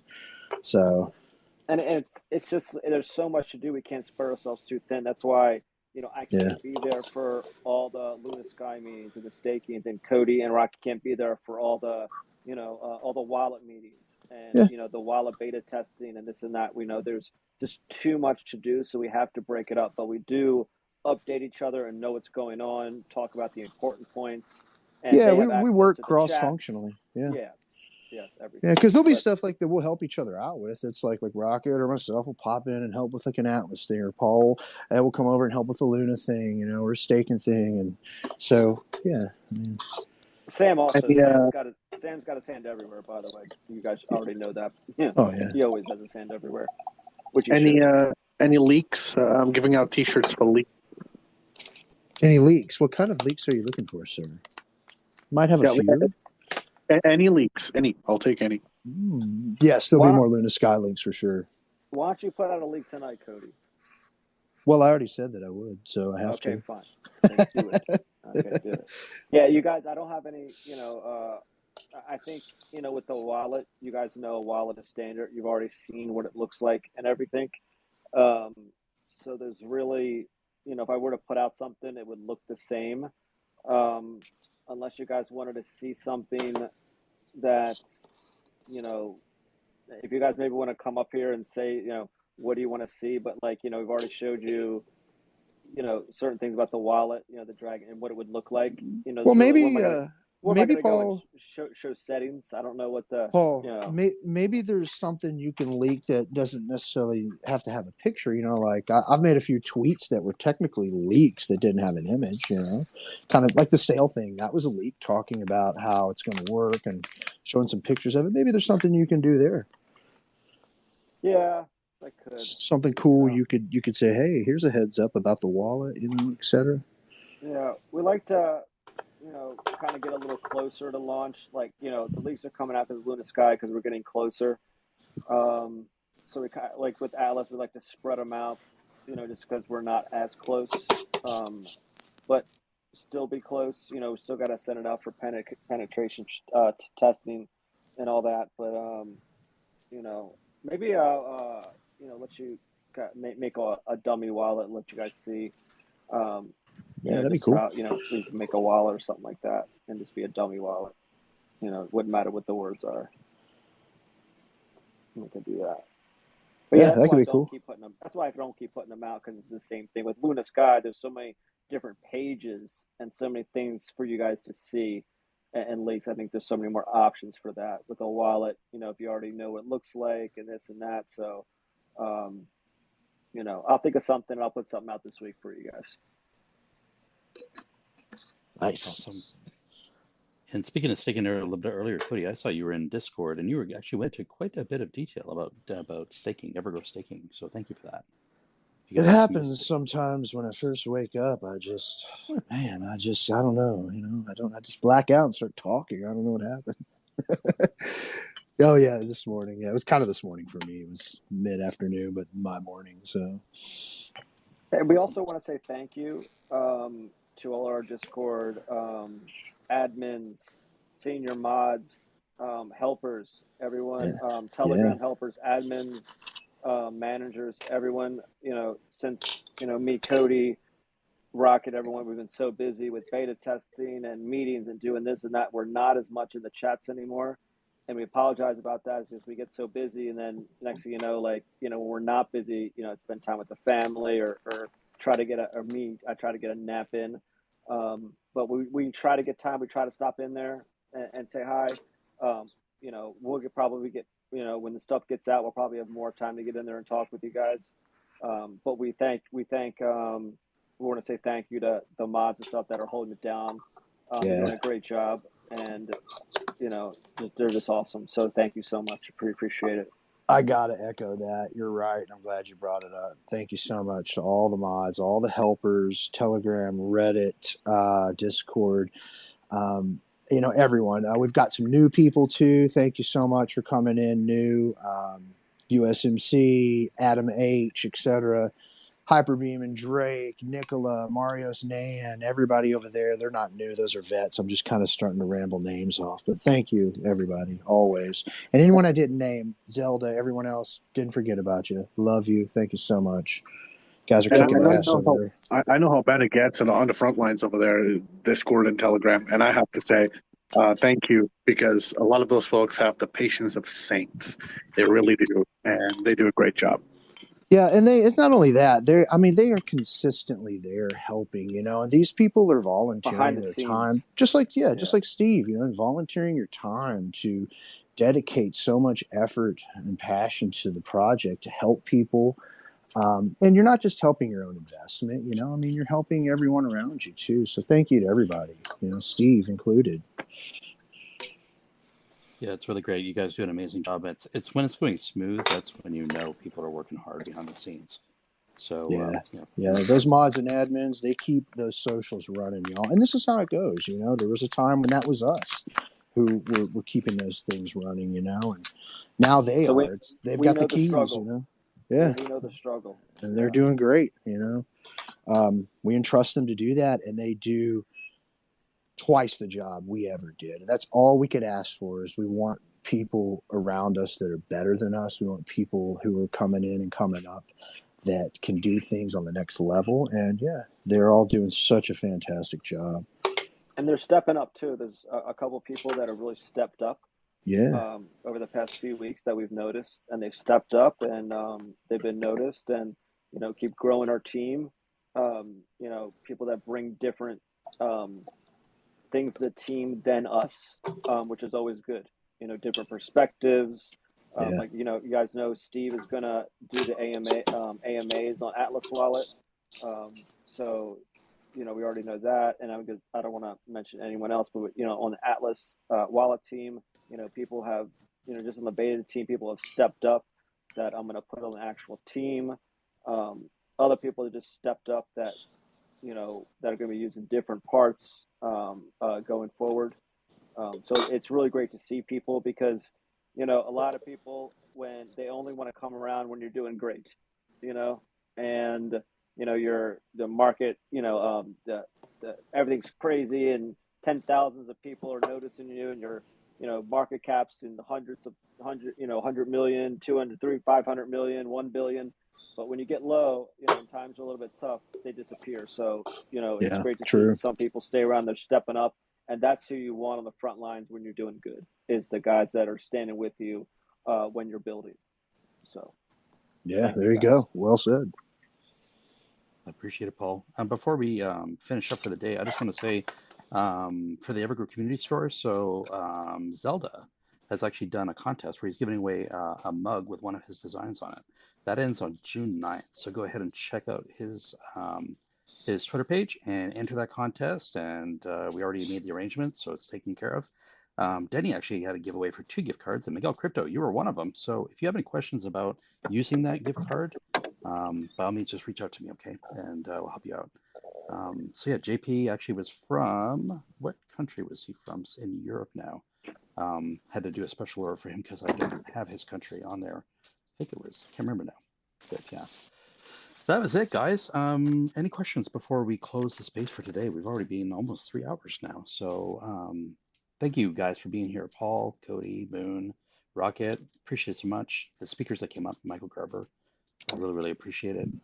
Yeah, if you guys have questions or want to reach out to Paul or Cody or something like Rocket, just please do put up your hand and we'll bring you up for a quick question. Thank you guys, and thanks Steve for doing this again. You're great. When Yeah. you do this, this is great because people get an update every week. We come in here and stuff, so we really appreciate you doing this. Always. Welcome. Really, Absolutely. Thank you. I really enjoy it. So thank you. I appreciate it. Well, guys. Absolutely love your spaces, Steve. Thanks, man. I appreciate it so much.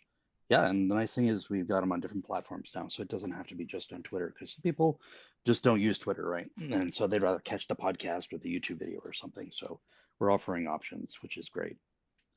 So yeah, if nobody has anything, we'll go ahead and finish for the day. I would give a random shout out, Simon. Good to see you here. And Hyperbeam, thanks for all your help, especially on Discord. Really appreciate it. Crash BNB, good to see you. Haven't seen you in a little bit. Will, Gracious, Exponential EverGrow, Ed Jans. We were just talking about you, one of your Twitter posts there earlier, and about the liquidity for Lucro. And who else? We got Jordovic and Taximan. Got a good list of followers today. Kate T, I haven't seen you here in a while. Kate, good to see you. And John Hardcastle. Thanks so much for sharing your day with us. I hope you have a great rest of your weekend. And we'll see you this time next weekend. You guys have a great rest of your weekend. Thank you so much. Take care, everyone. Bye. Bye for now, guys. Thank you.